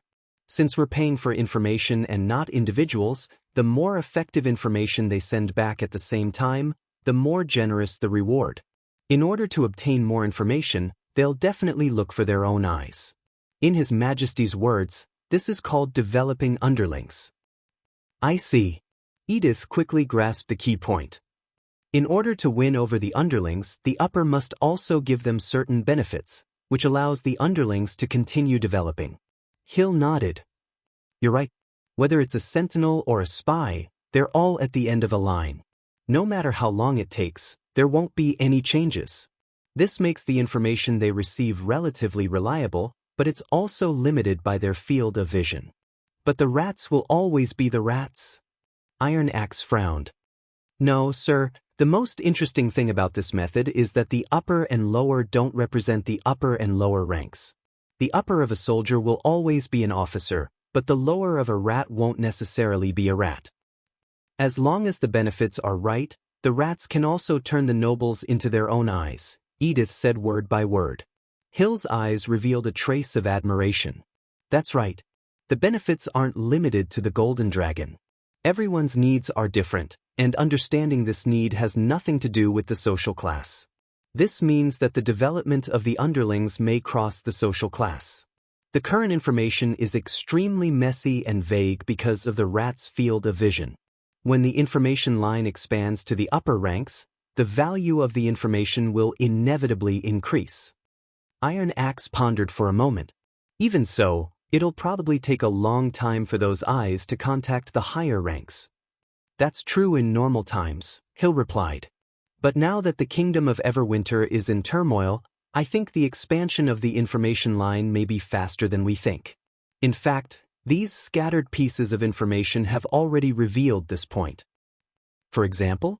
Iron Axe touched his chin. Hill laughed. According to the statistics, the information about the nobles has been declining recently. Even if there's any, it's mostly negative news, such as debauchery and street fights. To those in power, this wasn't a situation that should occur during a war. It reflected that the upper echelons of the Everwinter Empire had deviated from their original duties, and the pressure they were under was constantly increasing. Thus, they could only use this method to alleviate the situation. Tracing back to the source, this change is likely to have started when the migration squad of the First Army defeated the nobles' ambush. He paused for a moment before continuing. Although I was still in the City of Glow in the Kingdom of Dawn at that time, I can imagine the impact this news had on the nobles. Once a person's heart wavers, an opportunity will appear. People who are usually disdainful can become life-saving straws at certain times. Please rest assured, sir, that day shouldn't be too far away. Everwinter, Snow Reflection Castle. I'm sorry to have kept everyone waiting. Master is not feeling well today and is unable to receive guests. Please return first. The butler bowed to everyone in the hall. When Master's health improves, he will definitely give everyone an explanation. The hall instantly burst into an uproar. We've been waiting for weeks. Even if he has a demonic disease, it shouldn't be to the extent where he can't even come out and meet us, right? I don't need any bullshit explanation. I've fought the war for him. Where's the territory we agreed on? That's right. Even if it's not convenient for him to receive guests, he can at least take out the title deed. This butler is lying. Yesterday, I clearly saw Viscount Narnos enter the castle and come out only after 4 hours. Not just Lord Viscount, there are also many tavern dancers who go in every day. Does Lord Duke look for women instead of sage scholars when he's sick? Please be careful with your words. The butler cleared his throat and said in a cold tone, perhaps you've been unrestrained for too long because you've lost your territory, but don't forget that since you've decided to serve the Duke of the Northern Region, you're Master's vassals. I think all of you should know better than me the crime of slandering a monarch. In this weather, living in a prison isn't as comfortable as living in a hotel. Following this warning, the guard at the door also took 2 steps forward, the armor on his body creaking. The noise in the hall suddenly became much quieter. Obviously, if there was a conflict here, it would be disadvantageous to the crowd. The butler softened his tone and said, I know you're anxious, but our top priority is to defeat the rebels of Grey Castle. Please be patient. By the way, Master will hold a banquet in the castle hall tonight to reward you. Although he can't attend, I hope all of you will have a good time." Probably for the sake of the banquet, the crowd temporarily suppressed their last bit of dissatisfaction and walked out of the hall while muttering. Outside the castle, the topic of discussion had changed from debt collection to the food and women at the banquet that night. Only Fuller returned to the hotel gloomily. After spending so much time with Duke Marwain, the only thing left in his heart was a deep sense of disappointment. If the people of Grey Castle had been defeated in the Battle of Frosttown because they were more adept at using weapons and had more fighting spirit, then they could learn from their mistakes and try again. But what did Duke Marwain do? Not only did he escape from the front lines, but he also locked himself in Snow Reflection Castle, as if he had completely forgotten the heroic words he had said before the battle. Not only that, he also owed the Promised Land. Not all the nobles who participated in the battle were like this. For example, Viscount Narnos could enter and leave the castle freely, but the ones who were rejected were the knight like him, who had been living under Marwain's roof. Before the battle, Duke Marwain had told him that he valued him greatly. Breaking one's word was a taboo for a monarch, but Marwain obviously did not care about his reputation anymore in order to protect his territory. Fuller had submitted to Marwain in order to find a chance to revive his family. But now, not to mention the fief, even his subordinates and guards had died in that battle. At this moment, he could be considered to be truly alone. Could a knight with no squires or lands still be considered a noble? The others had the capital to drag on, but what about him? A year or 6 months later, who would still recognize his family? Of course, if the demons could defeat Roland Wimbledon, Duke Marwain would gain great power, and it would be easy for him to help him revive his family. The problem was, judging from Marwain's current expression, would he really be willing to help someone who had nothing? Would he leave his fate in the hands of others, or would he try to leave a way out for himself? Fuller paced back and forth in his bedroom and finally stopped. He went to the desk and took out a folded envelope from the bottom of the drawer. After hesitating for a moment, he gently tore open the envelope.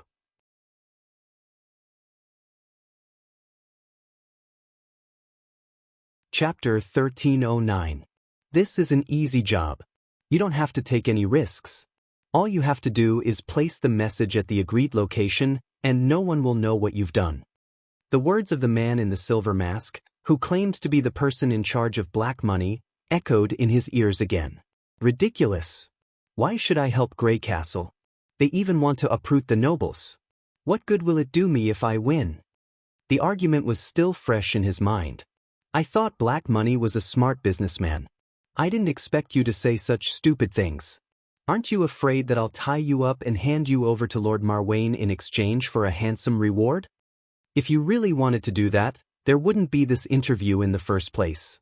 The man's tone did not change at all, as if he did not care about his own safety. The fact that I'm still sitting here is enough to prove your will. It's because you're a smart man that we're willing to provide this opportunity. Unfortunately, you're wrong. My loyalty to the Duke is unquestionable. Now get out of here before I change my mind. Of course, I'll leave now. But sir, this is the so-called opportunity. Black Money has no intention of forcing you to make a choice. It's your freedom to do what you want. The man in the silver mask stood up and bowed deeply to him. He then placed a black card on the tea table. The last thing I want to tell you is that Grey Castle will never forget anyone who has served it. Then, we'll meet again someday. Fuller took a deep breath and stopped his messy thoughts. The room suddenly became quiet. Never forget anyone who has served Grey Castle, huh? It was ironic. He had submitted to Duke Marwain in order to restore the glory of his family. Roland Wimbledon, who was the enemy of all the nobles, was supposed to be the most unforgiving person. But now, he found that he could not make up his mind. The man sent by Black Money might be a bastard, but he was right about one thing. If he really wanted to serve the Duke of the Northern Territory, he would have torn the card into pieces long ago instead of carefully hiding it in the drawer. After a long silence, Fuller looked up and sighed. He sat down in front of the desk. He took out a piece of white papyrus and unfolded it, then picked up a quill. What else did he have to lose? Taking back the territory had become more and more uncertain, and he did not seem to have any reason to bite the bullet and persist. Anyway, according to Black Money's method, I won't lose anything. I'll just take it as a bet on both sides. If the demons won, the situation could not get any worse. If the people of Grey Castle won, he might be able to get compensation in other ways. With this thought in mind, Fuller put down her brush. In the evening, he wore a windbreaker and felt hat as he walked into Horn Alley in the inner city. This was the territory of the Northern Chamber of Commerce. Most of the people who came and went were merchants. By sunset, there were very few people moving around. At a gentle slope, Fuller found the location that the silver-masked man had mentioned. There was a huge silver fir tree between two brick houses. As a matter of fact, the transmission method that the other party had agreed upon was also the reason why he made this decision. There was no addressee and there was no receiver, which greatly reduced the risk. At least he did not have to worry that Black Money would use this information to threaten him, or that other people would notice that he had been in close contact with an unknown person. Fuller wandered around for a while. After seeing that there were no suspicious people around, he quickly went behind the silver fir tree and touched the tree hole in the middle. As expected, there was a secret compartment hidden in the tree hole. However, the compartment was completely an ordinary piece of wood, and it was difficult to detect it unless he touched it with his own hands. He stuffed the letter into the secret compartment and pushed it back to the wooden partition. That was the completion of the task. He had deliberately written the contents of the letter. Even if it was discovered by a third party, they would not be able to link it to him through the handwriting. Of course, this was not the end of the task. After that, Fuller returned to his residence and moved a flower pot to the windowsill of his bedroom. In the high-end residences in the inner city, such decorations could be found everywhere. No one would care about an inconspicuous potted plant. But for the people who were secretly observing this place, it was a signal that the message had been sent. From the beginning to the end, he did not need to contact anyone. As for who would take the letter and how it would be delivered to the people of Grey Castle, it had nothing to do with him. The moment he put the flower pot down, Fuller even felt a sense of relief. Just the gathering of information was done so meticulously. The difference between kings was really too great. He stood in front of the window and looked at the brightly lit castle district under the red fog. Thinking of the defeated, who were still happily enjoying the banquet, he no longer held any hope for Marwain. There was only one question left. Could Grey Castle really defeat the demons? The messenger stacked a thick stack of papers on the damp and dilapidated wooden table. Is this today's portion? Smarty lit the oil lamp. Thank you for your hard work. The other party did not respond. He sighed and repeated it with hand gestures. Only then did the messenger nod. This person was the silent one trained by his master. He could neither hear nor speak. He could only use simple hand gestures to convey orders or make inquiries. Unfortunately, there were no hand gestures to express his gratitude. Stand guard outside. Don't let anyone in. After Smarty let the silent one leave, he began to read through the information. This was a property that Black Money had set up for the underground Chamber of Commerce. Usually, they used an invitation system, so in theory, the possibility of outsiders breaking in was not high. But Smarty still chose to deal with the information in the cold basement so that he could buy more time to burn down the place when danger arose. Although he did not know why his master was so concerned about the war in Grey Castle, that was not something he could meddle in. Since his master had ordered him to fully assist Grey Castle, the only thing he could do was to do his best. His main task at the moment was to reorganize the intelligence and deliver it to the Grey Castle people without anyone noticing. Although the people of Grey Castle requested that all information be kept secret, there were not always opportunities to secretly send information out of the city, so there was a problem of priority. Considering that the caravans that were allowed to pass through usually came and went once a week, he had to turn the most reliable information into a secret letter and mix it with the goods sent to the kingdom of Wolfheart. As for the other information, he could only find another way to send it. Most of the time, the information came from the mouths of the rats, so it was rather messy. He often had to spend a lot of time sifting through it. But this time, Smarty noticed that there was a letter in the paper that was obviously different from the other information. The handwriting was neat and smooth, not something that had been casually copied from a tavern or on the street. It was also written in high-quality ink, and there were no wrinkles on the paper. It was obvious that the environment where it was written was much better than where the rats usually stayed. He subconsciously held his breath and carefully read through the letter from beginning to end. And the content of the letter was indeed different.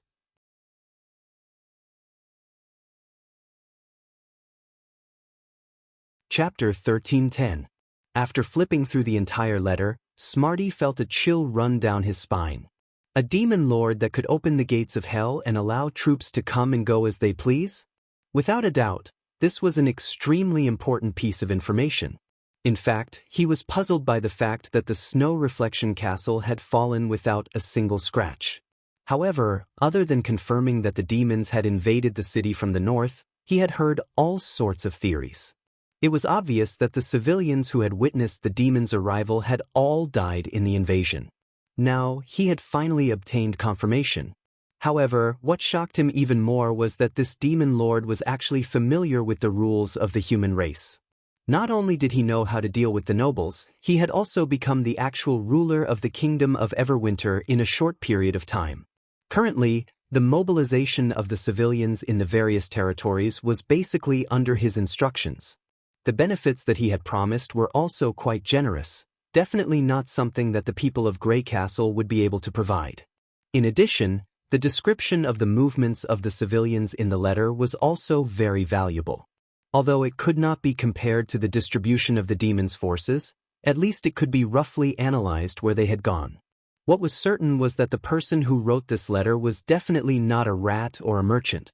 From this perspective, this person must be at the top of the kingdom of Everwinter. The contents of the entire letter were well organized and clear. There was no need to transcribe it, and it was also difficult to simplify it. As long as it was sent out in full, it would be an important piece of information. In terms of priority, it was without a doubt the highest grade. The problem was that the merchant caravan used to deliver the information had only left the snow reflection castle yesterday. In order not to attract as much attention as possible, Black Money had only placed one person in the caravan, and that person was the coachman. It was almost impossible for the caravan to turn back, and it would take a week for the next caravan to depart. In addition to the stop-and-go time on the road, the delivery time would only be even longer. Smarty hesitated for a long time before finally standing up and putting all the other papers on the table into the cabinet, leaving only the letter. Next, he sealed the letter with a waterproof wax. After doing all this, he blew out the oil lamp and put the letter away. He returned to the first floor and gestured to the silencer. "I want to go out of the city personally. If there is an accident here, light the kerosene downstairs." Just as Smarty was about to turn and leave, the silencer reached out and grabbed him, shook her head slightly, and then pointed at herself. "You want me to stay and leave the dangerous things to you?" Smarty chuckled. "I'm just delivering a letter. I'll be back in 2 or 3 days at most. You don't know how to speak, and you don't know where the meeting point is, so you can't help me." However, there were no such complicated words in sign language, so he only made a hand gesture. "This is an order." She loosened her grip on his hand. Smarty patted him on the chest and left the house without looking back. Since his master had requested his full assistance to Grey Castle, it was of utmost importance to deliver this letter as soon as possible. After all, according to the people of Grey Castle, information was time-sensitive. The longer the news was delayed, the more variables there would be. For this reason, they had set up an emergency contact point in a village more than 10 miles away from the city. They had also set up an incredible animal messenger. It was said that the message could be sent to the Kingdom of Dawn in just a few days. That village was the target of his trip. Leaving the snow reflection castle without permission was risky, but generally speaking, it was still manageable. In fact, there were people escaping the northern region every day, and even leaving the kingdom of Everwinter through various means. Although the red mist and the blood-like crimson moon did not have a substantial impact on people's lives, Grey Castle's propaganda and rumors of demons were gradually spreading. No matter how the Lord tried to stop them, he could not completely dispel people's fear of these terrifying alien races. These escapees were undoubtedly his best cover. Smarty knew that as long as he acted alone, the possibility of being targeted by flying demons was not high. As for the guards on the main roads, it was even easier to get rid of them. After all, the golden dragon was the norm in the human world. The reality was not much different from what he had expected. When the sun was about to rise the next day, Smarty passed through the south gate of the Snow Reflection Castle safely. In order to monopolize the few gold royals in his pocket, the guard did not even alarm the others and quietly opened the small door on the inner side of the castle wall. Once he crossed the ice abyss, there were no more obstacles. Every time he saw a black shadow in the sky, he would quickly dive into the snow. His white coat was a natural camouflage, and the footprints were not much different from those made by wild beasts. In the afternoon, he could faintly see the smoke rising from the village. Wiping the frost off his nose, Smarty could not help but quicken his pace. Just like in the city, he did not need to contact the people of Grey Castle. He only needed to leave the information at the agreed location and leave a secret code. But at this moment, the sound of hooves came from behind him. Smarty could not help but be stunned. He turned around and his heart sank. Damn it, why are there Snow Reflection Castle cavalry here? The people of Grey Castle had chosen this village because it was in a remote location. It would be difficult for one or two outsiders to sneak in. Usually, the nobles would choose to intercept refugees near the main road, so there was no reason for them to come here. The distance between the two quickly narrowed. It was obvious that the other party had seen him, and it was impossible for him to hide. Smarty simply stopped and put on a fawning smile. The other party had 2 horses, so as long as they gave him enough golden dragon, they should not make things too difficult for him. The cavalryman stopped his horse in front of him and looked down at him. "Brother, I knew that these refugees would choose a remote road. As expected, we found one." Good luck." "As expected, are they patrol to catch refugees?" My lord, please let me live." Smarty pretended to be extremely scared and fell to his knees in the snow. He held up the money bag with both hands, revealing the eye-catching golden dragon inside. "I really don't want to stay in the same place as those demons from hell. They are all monsters who eat people without blinking. I am willing to give you all my savings, please let me go." "Oh? You have quite a lot of savings." The cavalryman bent over and took the money bag, a hint of a smile in his voice. "Now it's all yours." Right, I have relatives in the kingdom of Wolfheart. As long as you don't take me back, I will find a chance to repay you in the future. Get up." Smarty secretly breathed a sigh of relief. Generally speaking, at this point he had passed. Refugees who were able to save up Golden Dragon were definitely rare, and even the relatives in the neighboring country would be more believable. If there was no benefit to killing, they would not want to cause more trouble. After all, letting 1 or 2 refugees go would not cause them any loss, so there was no need to cut off the possibility of repayment in the future. However, the cavalryman did not wave his hand and tell him to get lost. Instead, he lifted his helmet and said, "Look at me carefully." There was a striking scar on his cheek, as if he had been bitten by a ferocious beast. His entire ear was missing, and even half of his eye was deformed and twisted. The rolled flesh showed that the wound had obviously just healed. "My lord, this is... Grey Castle's firearms injured me," the cavalryman said slowly. "At that time, everyone thought that I could not be saved, but I still survived. Even now, I can still feel the burning pain on my face, reminding me who caused all this." In the end, his voice was completely cold. A strong sense of foreboding suddenly rose in Smarty's heart. However, before he could pull away, another person who called himself a younger brother had already raised his hand and ruthlessly lashed the horsewhip across his face. Smarty only felt his vision go black, and he fell down holding his face. "That's right, it's you. If it weren't for you bunch of damned refugees, why would I have to risk my life against Grey Castle? What battle of divine will, what destiny of mankind, it's all bullshit." At this point, The cavalryman's voice was close to a roar. "Don't worry, I won't take you back and I won't kill you here. The only thing I want to do is to let you have a taste of my pain." Then he pulled the reins and urged his horse to trample on Smarty's legs. Crack! An indescribable pain instantly surged into Smarty's brain, and he subconsciously screamed out. Then the second leg. Only when the snow was stained with blood and his legs became a blurry mess of flesh did the cavalryman stop trampling on him. "Don't worry, you're not the first, and you won't be the last." Knight laughed sinisterly. "Now, you can run to your heart's content." Smarty did not notice when the two people left. He bit hard on his lip, forcing his scattered consciousness to focus. He had completely lost feeling in the lower half of his body, and the snow was slowly draining his body temperature.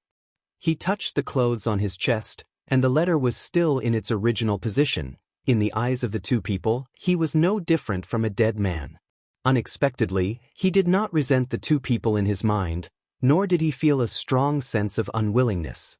Under the torture of the stinging pain and the cold, it was extremely difficult to think, and the only thing left in his mind was the information in his arms. Smarty used the last of his strength to move towards the agreed-upon location. When he climbed to the top of a hill overlooking the village, the curtain of night was slowly enveloping the land. The occasional flickering of the fire in the village seemed close at hand, but also seemed as far away as the stars. He did not put the letter in the hiding place, because he himself was the last container for the information. As the darkness was about to engulf everything, the kind face of his master, Banach Lothar, appeared in front of Smarty's eyes. He closed his eyes and whispered softly.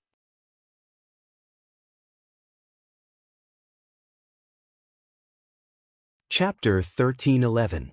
3 days later, the letter finally arrived at the command headquarters at Cage Mountain after being passed through many hands. After Hill Fox opened it and read it, it was classified as most important information and was immediately handed over to Edith. After reading the information, the Pearl of the Northern Region frowned. "How many people are on Archduke Island now?" she asked loudly. The staff members looked at each other. The first to answer her was the Light of Dawn. "My lady, the First Army has more than 300 people on the island, and the construction team has about 2,500 people.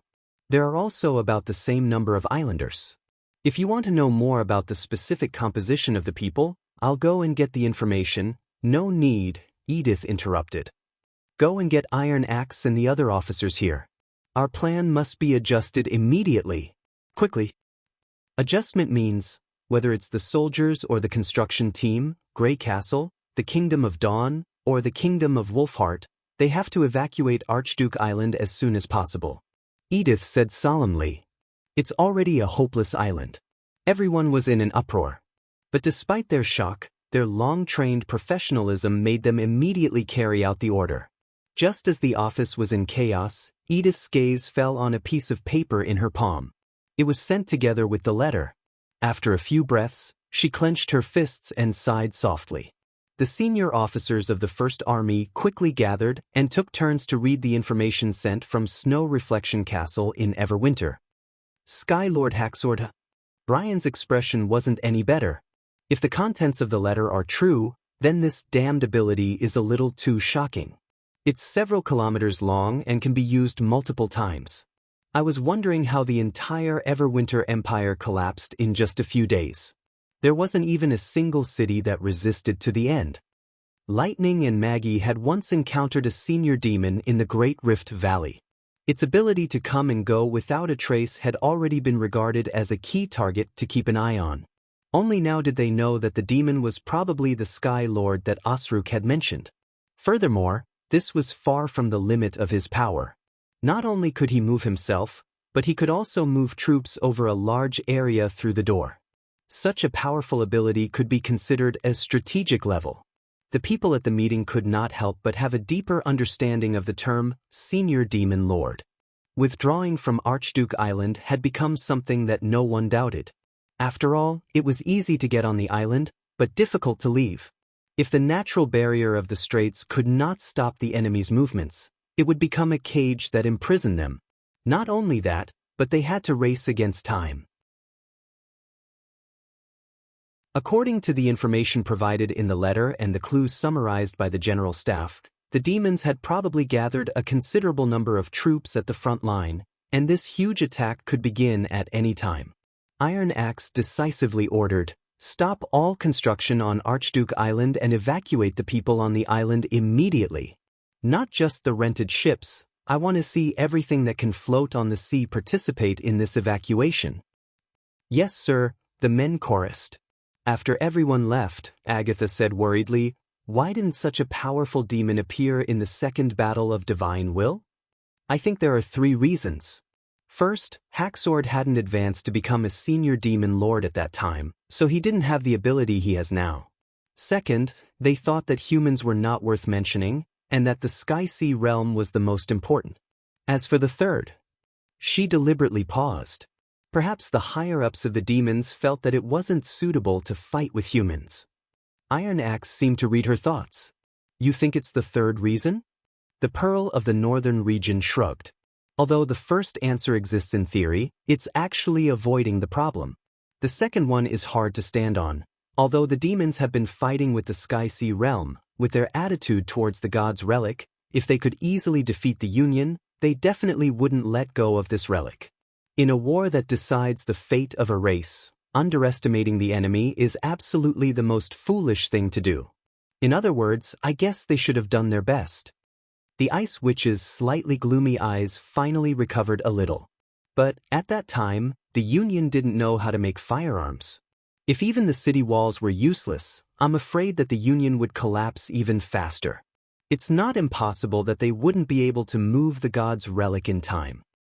That's why it's worth thinking about." Edith gently tapped the table and did not directly answer the Ice Witch's doubts. Edith gently tapped the table and did not directly answer his question. "I've always been very concerned about the few descriptions in this letter. According to the author's few interactions with the Sky Lord, not only does Haxord never use his ability to directly enter the Lord's castle, he rarely meets multiple nobles at the same time. His orders are mostly conveyed through sigils, as though he's guarding against them. This is obviously not conducive to his winning over the hearts of the people, which can be seen from the contents of the letter. The problem is, what kind of threat can the nobles pose to him?" The Ice Witch was stunned. "Do you mean the god's stone of retaliation? No matter how I think about it, that's the only possibility." The Pearl of the Northern Region nodded. "Since an extraordinary can be ashes or scroll, does that mean that a Grand Lord must be a magic slayer?" This, Agatha also understood. The biggest difference between a senior demon and a mad demon was the amount of power they had. There was indeed no evidence that a senior demon would definitely have the power to slay a magic slayer. This also answered all the previous questions. The reason why the Sky Lord did not appear at the front lines of the Fertile Plains was because he was not proficient in direct battles. Whether it was breaking into the holy city built with God's stone mines, fighting against an extraordinary wearing a God's stone of retaliation, or facing an attack from a divine will above the transcendent level, all of these posed a great threat to anyone who was not a magic slayer. Furthermore, the Sky Lord's ability was extremely important, so he did not appear in front of the 2 armies. But this time, he personally went into battle. Iron Axe muttered. Perhaps due to some unforeseen circumstances, he had no other choice. Edith walked to the window and gazed at the continent in the north. For example, the original main attacker could have been Osrook, or some other Grand Lord. But due to the circumstances, Haxord could only step forward from behind the scenes. If that's the case, it's definitely a blessing for us. No matter what, facing one Grand Lord is always easier than facing several Grand Lords. You've already thought of a way to deal with Haxord. Its ability is almost irreplaceable for strategic deployment, but using it to attack is not a good choice. She said slowly, as long as we don't suffer too many losses on Archduke Island, the outcome of the battle is still unknown. Therefore, our top priority is to evacuate as many people and weapons as possible, especially the cannons. Iron Axe let out a long sigh. So, this intelligence is really valuable. Who is the author and sender? If the information is correct, then their contributions cannot go unnoticed. After a long silence, Edith handed the crumpled piece of paper to Iron Axe. There were only a few simple sentences on it. It was written by one of Hill's men before the letter was forwarded. I don't know his name. When we found him, he was no different from an ice cube. On his chest, I found this letter.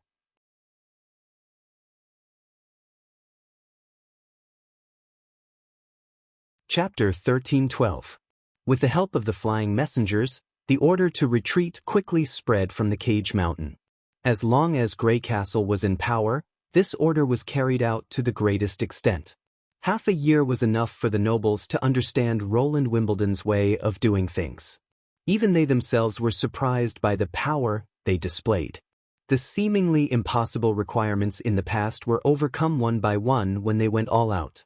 They encountered difficult problems, thought about difficult problems, and solved difficult problems. The same group of people, under different systems, produced completely different results. Baron Jean Bate was one of them. Looking at the busy atmosphere in his mansion, his heart was filled with a myriad of emotions. He had thought that his family was just a small family lacking in ability and ambition. It was precisely because they did not pose a threat to the Wolf King, the Tusk, or the Redstone Gate that they allowed him to manage the sedimentation bay and maintain the delicate balance between the big families.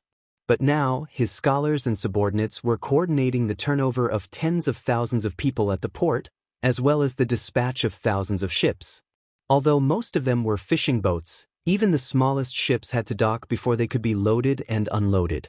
The former was equivalent to the total population of a large inland city, while the latter was even more than the number of merchant ships along the coast of the Kingdom of Wolfheart. Normally, Baron would never have thought that his family had the ability to control such a big situation. If someone mentioned it, he would only think that the person was either joking or had no idea how complicated management was. But Jean Bate realized that he had not only underestimated his own ability, but also the ability of his clansmen. As long as they were ruthlessly pressured, coupled with the right leadership methods and regulations, it turned out that people could be squeezed out of their astonishing potential. At first, he worked for Grey Castle out of helplessness. After all, the fate of his family was in the hands of Grey Castle, and he had no choice but to do it. But gradually, he found that he liked this feeling. With one order, thousands of people would work together to complete the task efficiently and accurately. It was as if this was the true meaning of power. Compared to before, he now had a few more superiors above him, but the concept of holding power in his hands was clearer than before. He believed that his subordinates felt the same, which could be seen from their busy but energetic faces. Leading 10,000 fools was not as good as leading 100 smart people. This was probably Baron's most profound experience. Relying on these systems that were completely different from the aristocratic way of doing things, he could turn people who weren't so smart before into smart people.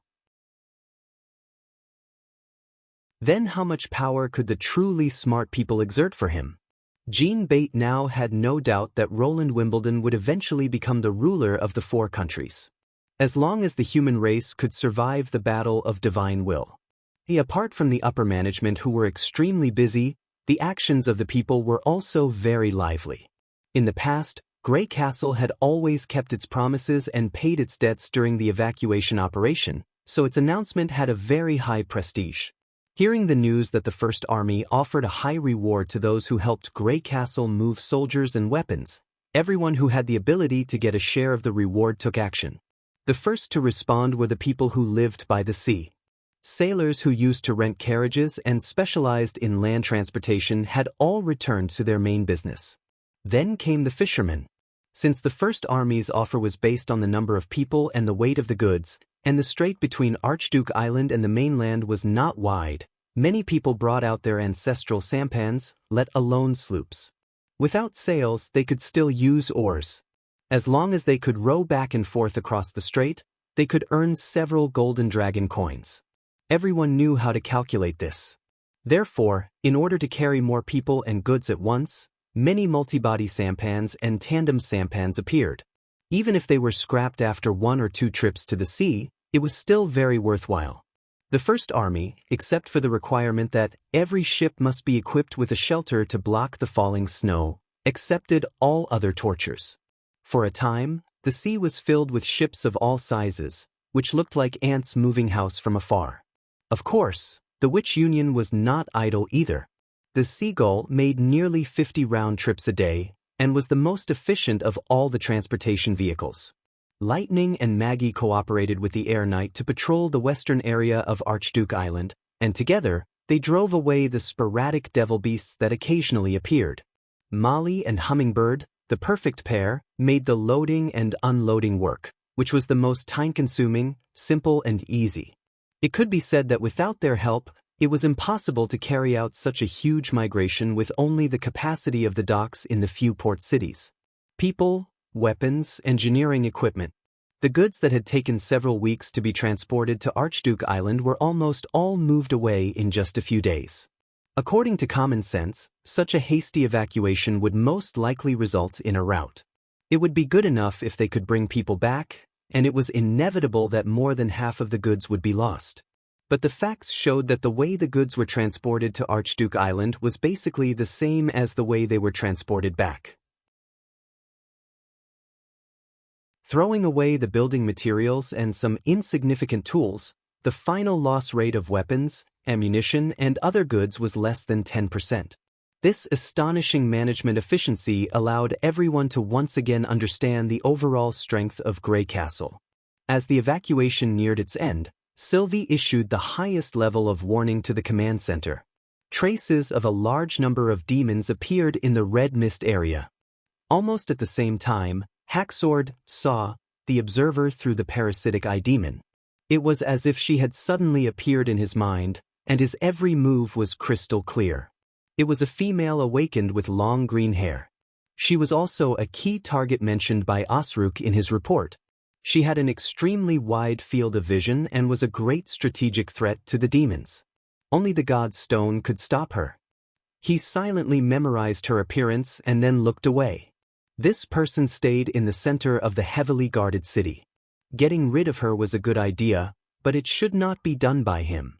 He was the king's most important general, the king's right-hand man. If he was injured, it would be an irreparable regret for the race, so there was no reason for him to take the risk himself. Moreover, Hacksword had a more important target. According to the Sentinels, the humans had recently been very active along the coast of the Kingdom of Wolfheart, especially Archduke Island. There seemed to be a large number of ships entering and leaving recently. It was obvious that the enemies had their eyes on this natural barrier and had no intention of giving it up. Without a doubt, they would pay a heavy price for this mistake. According to the intelligence obtained from the Everwinter nobles, Grey Castle's army only numbered in the tens of thousands. If they could swallow up the garrison on Archduke Island in one go, it would greatly weaken the human strength. He wanted to prove to the Nightmare Lord and the other senior lords that he, the Sky Lord, was also a senior lord who could lead the Western Front to victory.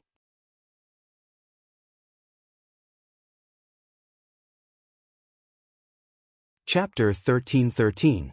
Ever since the outbreak of the war on the Western Front, the Sky Lord's thinking had changed drastically. His understanding of humans came from various war reports and Holy See meetings.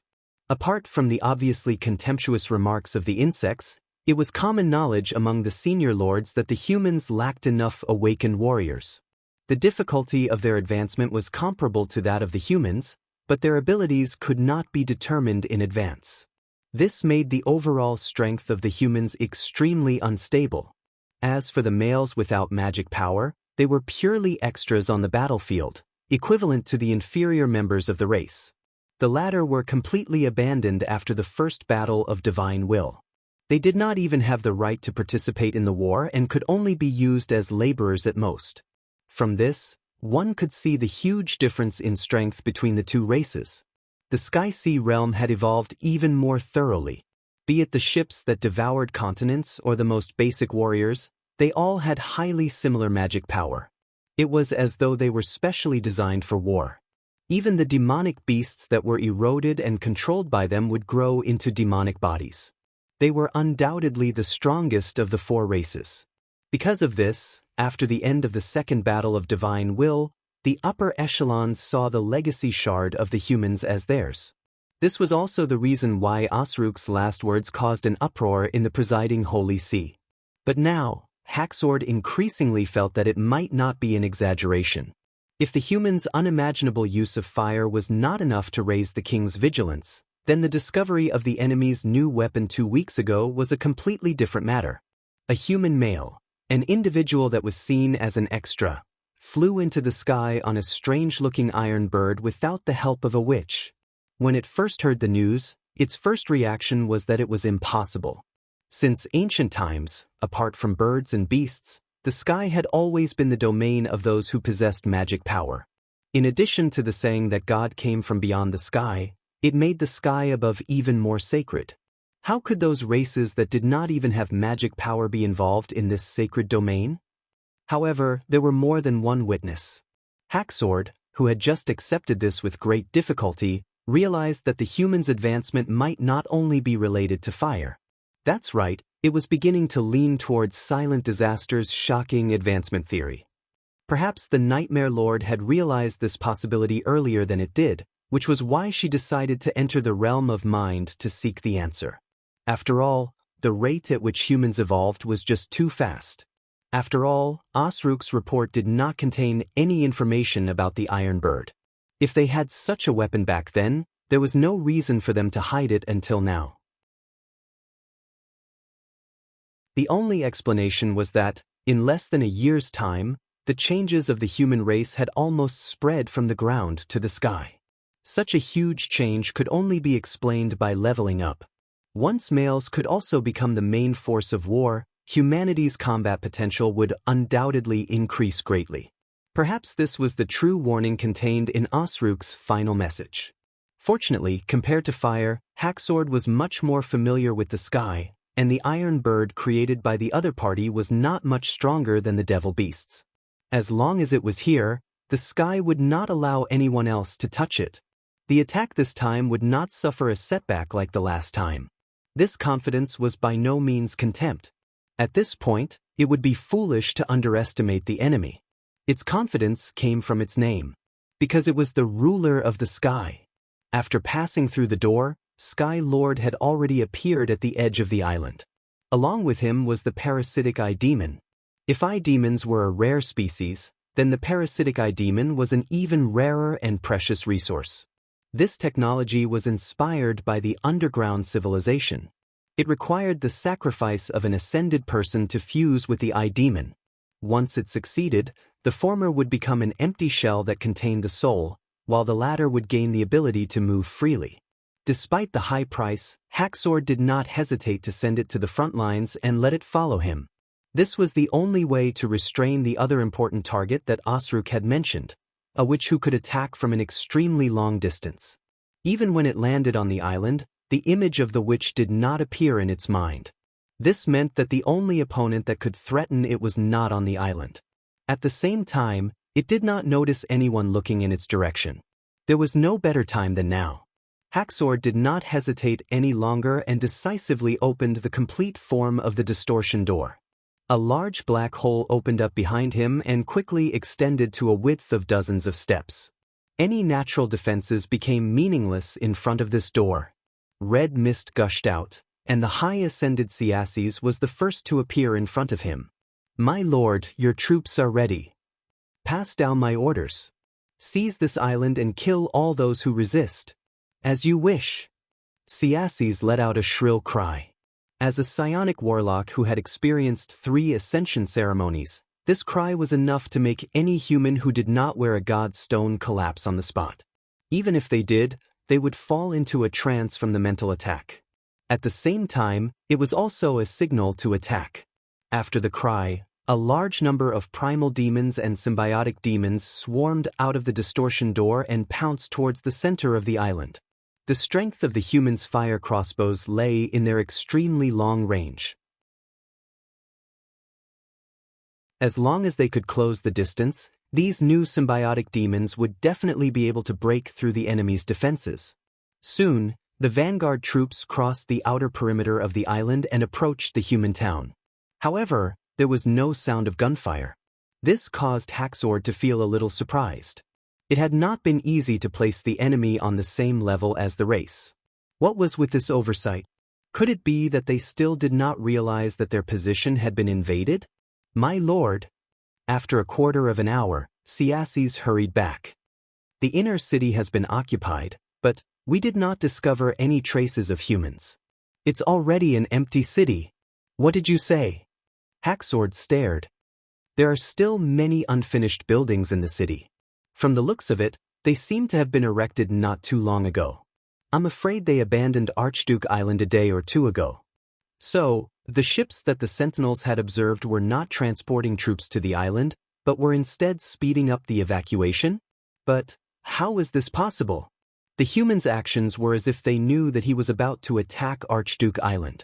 The problem was that he had deliberately ordered his army to avoid all the towns and cities, and every route of advance had been inspected by demons. The ones who were most likely to leak information were the human laborers. He had even ordered his subordinates to concentrate on watching over them, cutting off all possibility of communication with the outside world. Even if the other party had noticed something was wrong, they should not have retreated so quickly. How did the news leak out? Before he could properly ponder this question, a deafening explosion suddenly erupted in the center of the island. In an instant, the entire ground shook violently.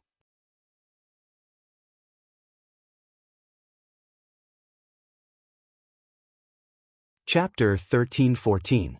Hacksword closed the distortion door with a livid expression. Even the stupidest person would have no doubt that they had been completely tricked by the humans. These worms... Siasses roared furiously.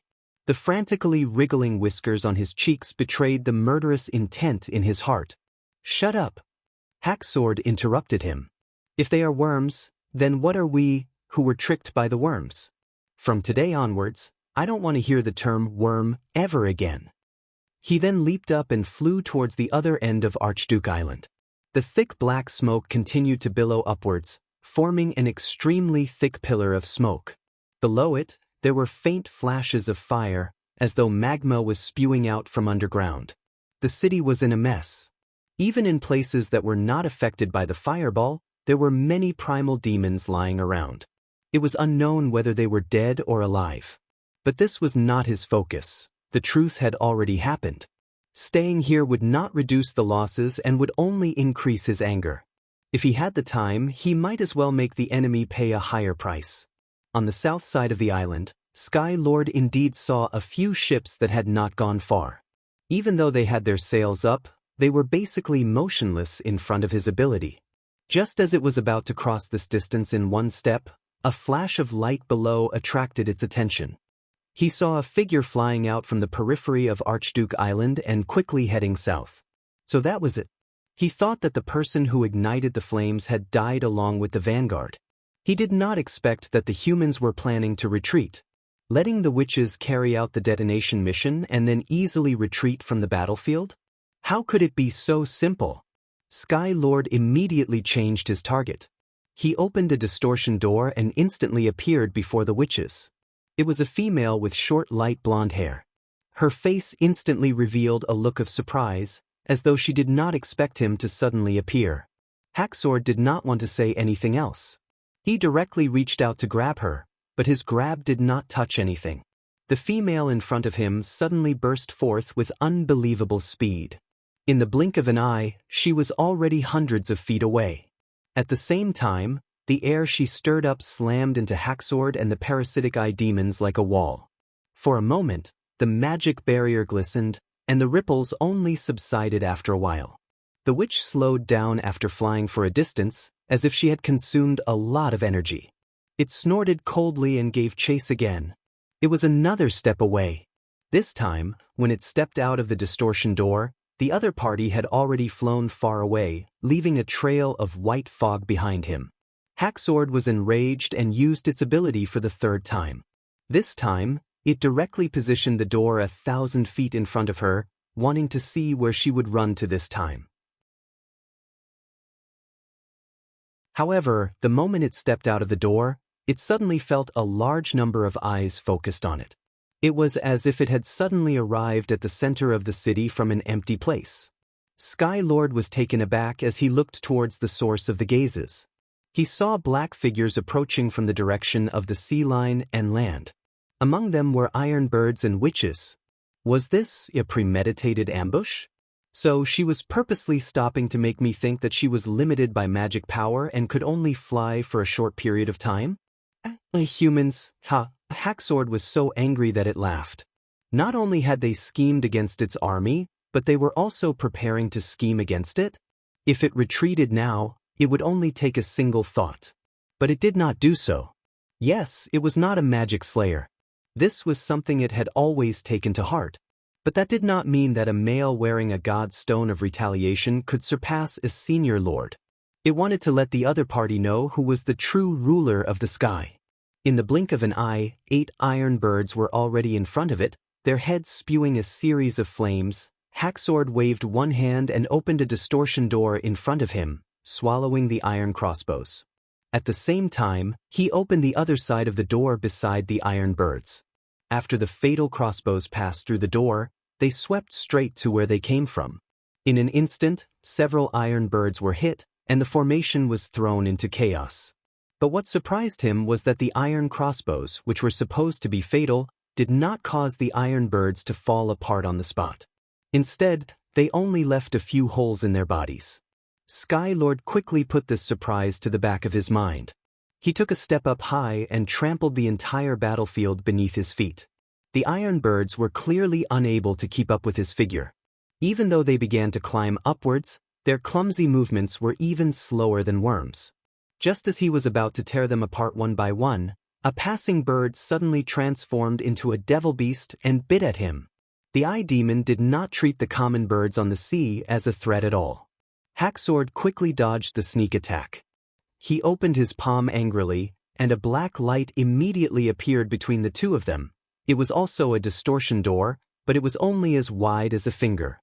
The part of his body that passed through the door would obviously not be left with the rest of his body. As if realizing that a great disaster was imminent, the devil beast shrank back into a seabird in the blink of an eye. But it was obviously difficult to stop in such a short distance. Half of her wings still brushed past the black line, and the wing tip and feathers that were cut off instantly blossomed like snowflakes. But before he could deliver the final blow, a rumbling sound rang out again. The blonde witch transformed into a dazzling golden light and charged straight at him. Hacksword, who did not have time to repeat the same trick, could only muster all the magic power in his body and transform it into a strong shield that covered his entire body. Bang! The two crashed into each other, and the huge impact caused the golden light on the witch's body to explode into countless fragments. It also made Hacksword feel suffocated. But the witch's injuries were obviously more serious. Not only was there blood at the corner of her mouth, but one of her arms was also broken into several pieces. But the witch completely disregarded her injuries. Her other remaining hand had already pulled out a short fire stick from her waist. Damn it! He had no choice but to open another distortion door. If the witch shot at him, the iron crossbow would only hit her partner. But what made Hacksword anxious was that this attack was only a feint. The witch did not fire at him, but instead accelerated downwards and hugged the falling seabird. "I'm going to grind all of you into powder." Hacksword roared for the first time since the start of the battle. But just at this moment, the sharpest warning sounded in Skylord's mind. It came from a large iron bird that descended from the clouds. In the eye demon's vision, the source was the witch that Osruk had mentioned. Hacksword felt himself being locked by something. With a heightened sense of danger, Hacksword expanded the distortion door to its maximum size, covering the witch's entire attack range.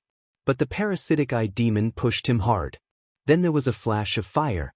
After what seemed like a long time, but also like a short moment, a black shadow flashed past like lightning. Countless cracks appeared on the distortion door, and then it shattered like glass. Then it was the parasitic eye demon who pushed him away. The blue light on his body flickered and extinguished. Blood, flesh, and organs spurted out, raising a blue mist amidst the falling snow. Both happened almost at the same time, so fast that Hacksword could not react at all. Finally, it was his turn. Even though the attacking god's stone had been shattered, it still cut off half of his palm and left a few dents on his armor. The disorder of magic caused him to lose control of his body, and he fell straight towards the sea. At this moment, the iron birds had already turned around and were pouncing towards him. After escaping from the anti-magic zone, Haxord used the last of his strength to open a new door beneath him.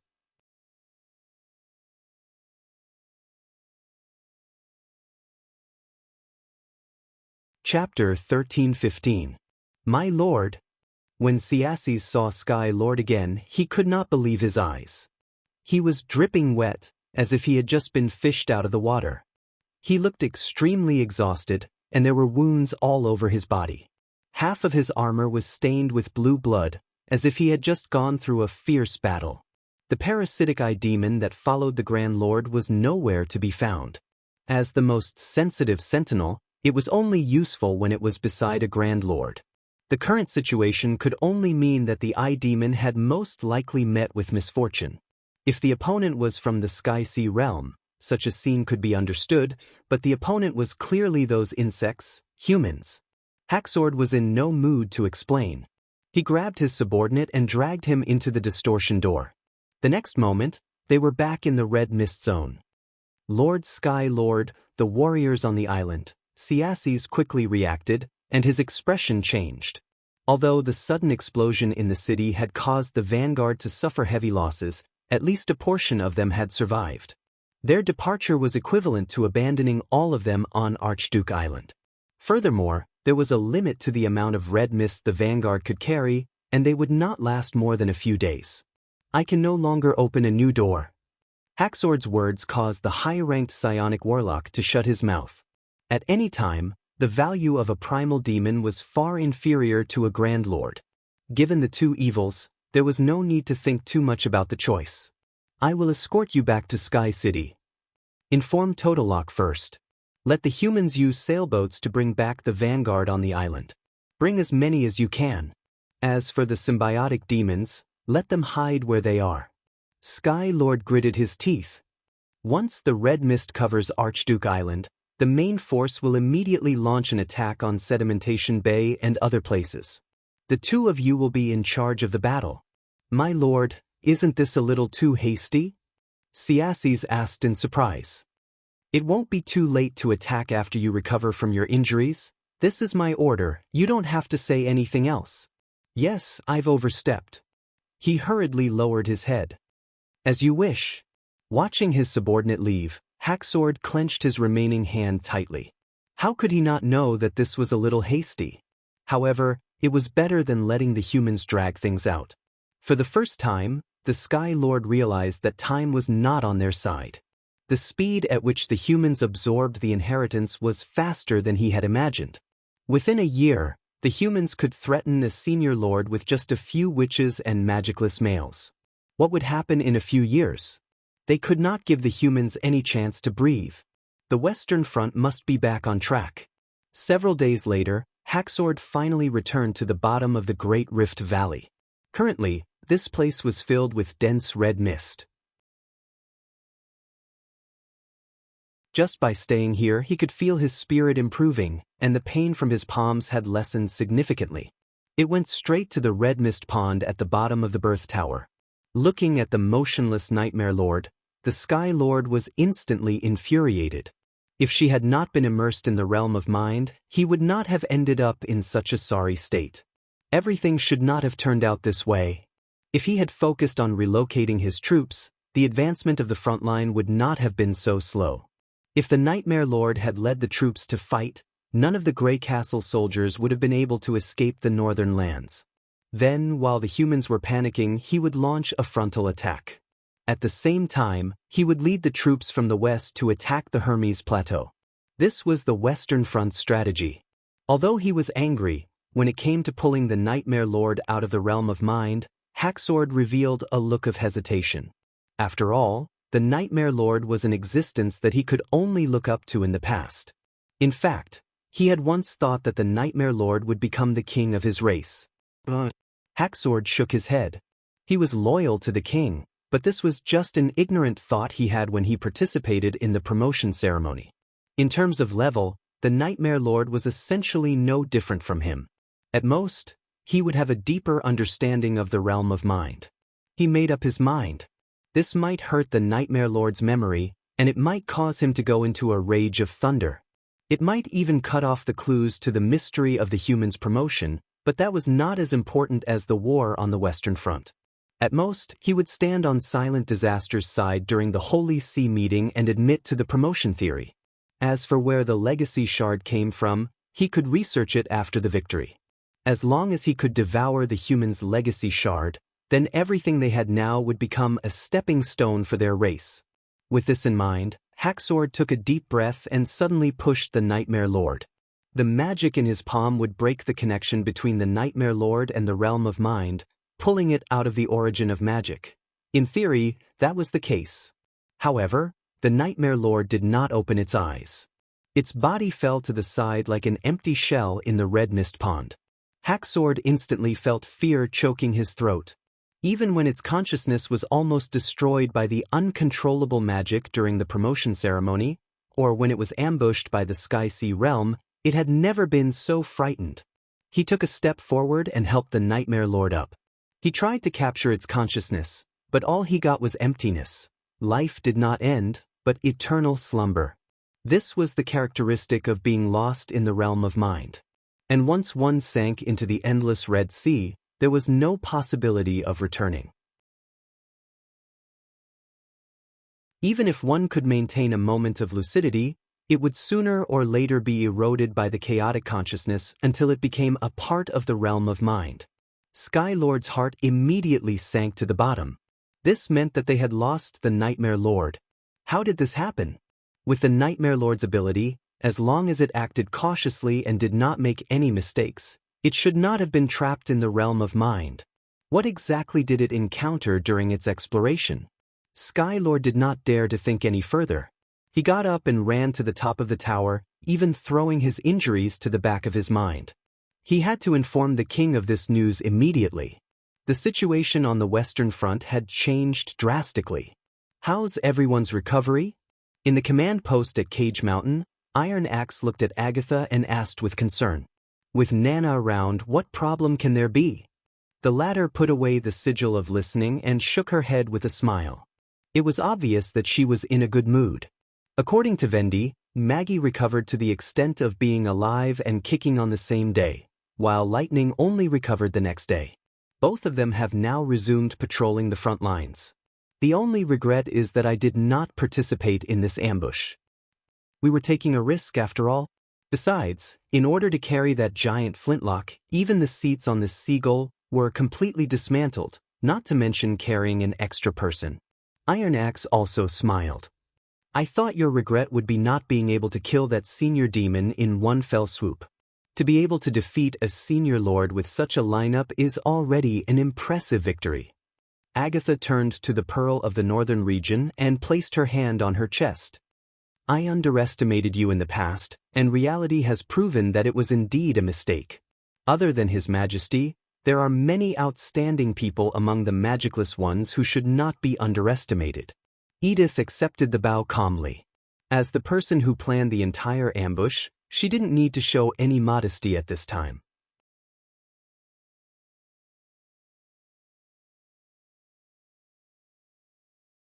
Chapter 1316. As a senior demon lord, the Sky Lord's abilities were indeed astonishing. Using magic power to open up a spatial passageway could allow him to move quickly and could also be used as a shield or weapon. However, upon careful analysis, one would realize that it wasn't flawless. First, we can confirm that this senior demon can only open one passage at a time, and the entrance is within its reach. Edith said, "It's hard to determine the limit of the other side, but it should be at least 2 kilometers. It sounds like an enhanced version of trajectory." After interacting with Roland for a long time, Agatha had also learned many strange terms from him, such as enhanced version, special enhanced version, enhanced version, and so on. Just based on the distance, that is indeed the case. The Pearl of the Northern Region nodded. However, the number of passageways created by the trajectory depends on the amount of magic power. As for Sky Lord, he has to close the previous passageway before he can open a new one. The situation at the time was so urgent that it couldn't possibly hide anything. This is very important because it determines our basic response. If the enemy can use more than one passage at the same time, the situation will become 100 times more complicated.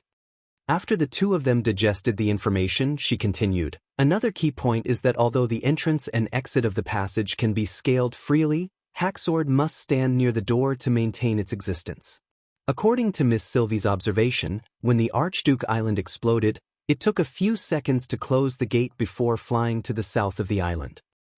This means that, the wider the door is opened, the slower it will close?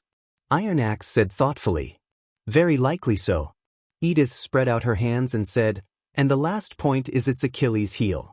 Haxord is not a magic slayer, so he can neither restrain the witches nor pose a threat to those who wear God's stones of retaliation. Even though its body was not weaker than an extraordinaire's, it would still be trapped in the anti-magic domain if it fought in close combat. I don't think it would be willing to exchange its life for 2 or 3 humans. At this point she paused. In summary, the Sky Lord's main ability is to open up a two-way passageway with him as the center and a radius of several kilometers. Furthermore, only one passageway is allowed to exist at a time. Whether it's the front or the back, as long as both sides of the door are affected by the God's stone, the passage will collapse. So, if it appears again, our response plan is, if it's at the outer edge of the camp, and the exit of the door isn't facing the camp, just let Miss Sylvie direct the artillery to cover it. Edith said methodically, if the exit of the door is inside the encampment, or if it directly uses the small door to rush into the encampment of the First Army, the soldiers don't have to do anything. Just leave it to the professionals. Nothing? Iron Axe was a little surprised at first, and then he said, I see. That's right. Edith smiled. In fact, the Sky Lord's most effective method of attack is to use our firearms to kill ourselves. Once the soldiers are able to hold back, its threat to the position will be limited. As I said before, this ability is almost irreplaceable for strategic deployment, but it is not a good choice for attacking. Faced with the First Army's front line that ignored it, the senior demon lord couldn't possibly charge into the trenches and engage in close combat with the soldiers. If that happened, when the professionals, the heavily armored God's punishment witches, arrived, it would only be a dead end. What if the First Army uses the gap between the artillery attacks to counterattack? Agatha asked after a moment of silence. For example, it first opens a passage to the outside, making us think that it's transporting troops.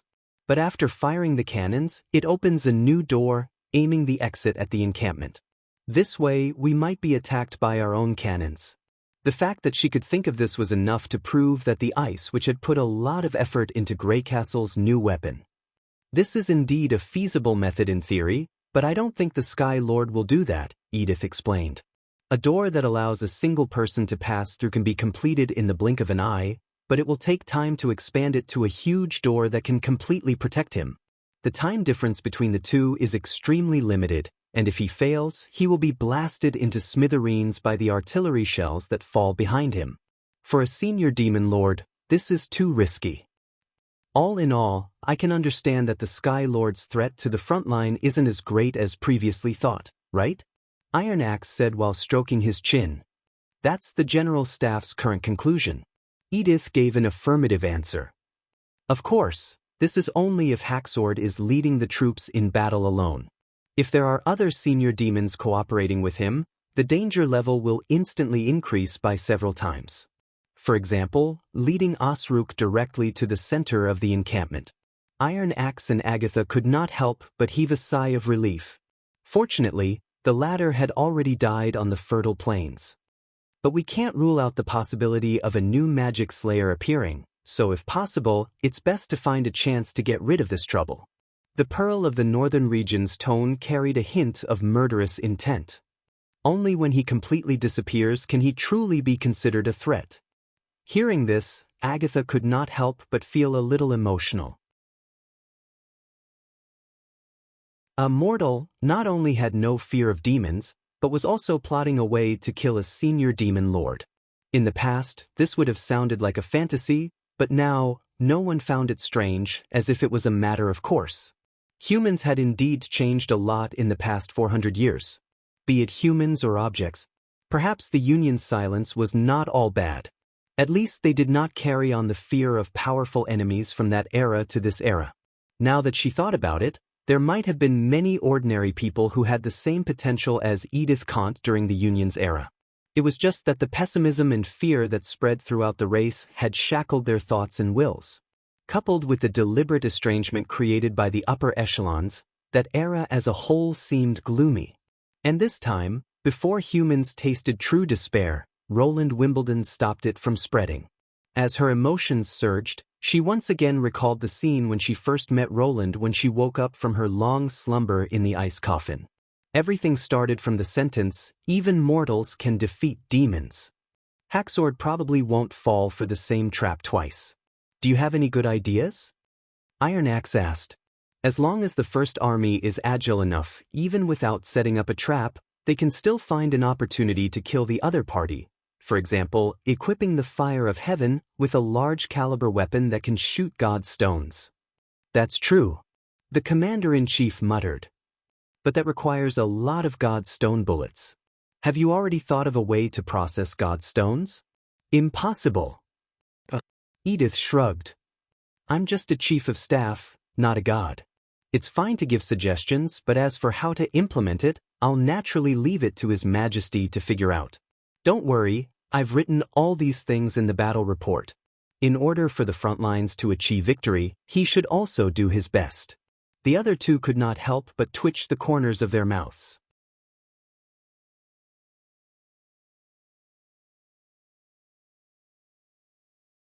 Chapter 1317. Grey Castle, City of Neverwinter.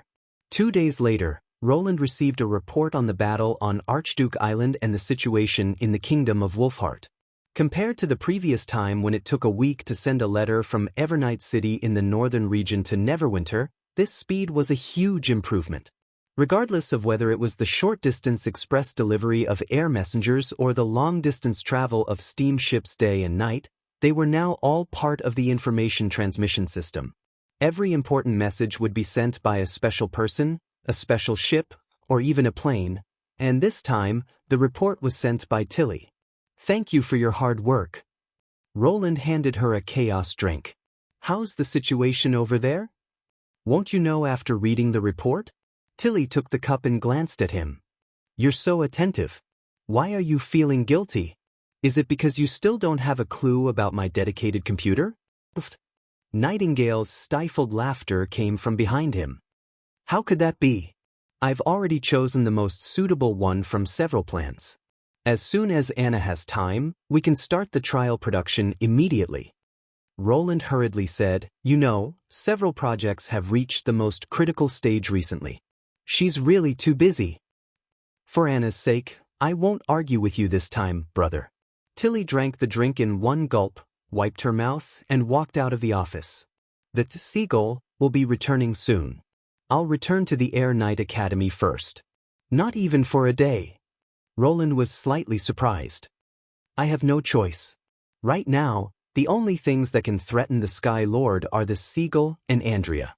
Also, I don't want to miss any opportunity for revenge. Tilly waved her hand with her back facing him. Then I'll be going, brother. Looking at the closed door, Nightingale sighed softly. Everyone is working hard. If possible, I would rather they work hard in other areas than war. This thought emerged in Roland's mind, but he did not say it out loud. Before the end of the Battle of Divine Will, before the fate of mankind was decided, no one could rest from this heavy burden. There was no point in saying this now, other than avoiding responsibility. After a moment of silence, he broke the seal on the report. After reading all the reports, Roland finally understood what Tilly meant. Edith Kant and Andrea were undoubtedly the greatest heroes of this battle, being able to issue the order to retreat in time and successfully ambush a Grand Lord that came and went without a trace on the vast sea. But at the same time, the sender of that crucial intelligence couldn't be ignored. Without this person's desperate move, they wouldn't have been able to win. What do you plan to do? This matter had obviously attracted Nightingale's attention. Regardless of the original intention of sending this secret letter, this person's name and achievements shouldn't be forgotten, Roland said in a deep voice. If it was in his previous life, it would have been almost impossible to find an unknown spy after the long war. The only thing that could be left on the tombstone was an inscription that read, "No one knows your name, but your achievements will last forever." However, witches could change this unavoidable situation and let every soldier who contributed to the fate of mankind leave their name in the long river of history. When the kingdom of Everwinter is under the control of the First Army again, let Black Money cooperate with Summer to confirm his identity and origin. If the murderer who killed him was still alive at that time, he would definitely not be able to escape the severe punishment of the law. Nightingale nodded. It would be great if the equipment that you mentioned could be manufactured earlier to allow communication across thousands of miles. Unfortunately, that's not my forte. Roland could not help but rub his forehead. Whenever he thought of the circuit diagram that he had forcibly memorized, he felt an incomparable headache. "Now you can finally understand how I felt during the exam," Nightingale said while covering her mouth. "But no matter how difficult it is, I won't fall asleep on the table like someone and hand in a blank paper in the end." Roland glared at her. "In fact, I've almost completed the manufacturing of the prototype." That's right. Although the progress was extremely slow, the radio project had never stopped. Like the piston engine, after considering many plans from the design bureau of Grey Castle, he decided to choose two of them to work on at the same time. These two were the spark transmitter and the amplitude modulation transmitter. The former was the ancestor of radio communication. Its structure was extremely simple and did not have any electronic components. It only used the voltage transformer coil to increase the voltage to charge the capacitor until the voltage between the spark gap of the capacitor was high enough to break through the air and release electric sparks. This part was quite similar to a lighter, except that the electric current transmitted by the spark was not wasted. Instead, it repeatedly oscillated between the capacitor and the inductor, producing electromagnetic waves that were finally transmitted through the antenna. In other words, as long as the power was switched on and off, it could emit intermittent electromagnetic waves. The listener could translate it into the corresponding signal based on the length of the sound. This was the origin of the long and short telegraph codes. Although it still sounded a bit confusing, Roland used the most ingenious method, which was to first let the design bureau of Grey Castle's wireless project team use readily available materials to build a usable real thing, and then copy the real thing. For example, 2 pieces of tin foil were clamped on a stack of oiled paper and then sealed with wax, which was a simple high-voltage capacitor. The inductor was even simpler. It was nothing more than wrapping a coil of wire around an insulating tube. Without considering mass production or specifications, Roland could complete the equipment by himself. Although compared to the sealed industrial products that were only the size of a fingernail, they looked thick and crude, the effect was basically the same. When the transmission tower was built, he could attempt the first wireless transmission experiment of this era. However, the shortcomings of the spark transmitter were also very obvious. Even if it passed the test, to be put into official use, he still had to design a set of code that matched the kingdom's language. The training of the transmitter and receiver would also take a lot of time. In addition, the spectrum of the spark transmitter was extremely wide, and only one transmitter could work in the same range. It was not suitable for frontline intelligence personnel to use. Therefore, his ultimate goal was still the amplitude modulation transmitter that used electron tubes to amplify the signal. And the biggest advantage of the latter was that it could directly transmit voice signals. In principle, radio communication and telephone were essentially very similar. They both converted the vibration of sound into electric current or electromagnetic wave changes, and after long-distance transmission to the other end, it was converted back into sound. However, the frequency of the human voice was too low, causing the wavelength of the signal to be too long. The longer the wavelength, the larger the size of the antenna needed. If the voice signal was directly transmitted, the antenna length would probably be more than 100 kilometers, which was impossible in engineering. Therefore, if he wanted to transmit the voice, he had to ride on a carrier with a higher frequency. This was the so-called modulation. After the new waveform of the two was accepted, the receiver also had to use a series of demodulation methods to filter out the high-frequency waves, leaving only the meaningful low-frequency waves, which could be converted into the final voice. Once the amplitude modulation transmitter was successful, both the First Army and the intelligence agency would truly have the ability to communicate in real time. You're tuning in to the Passion Pages YouTube channel. We're so grateful for your support, and don't forget to subscribe to join us on this incredible journey through captivating stories.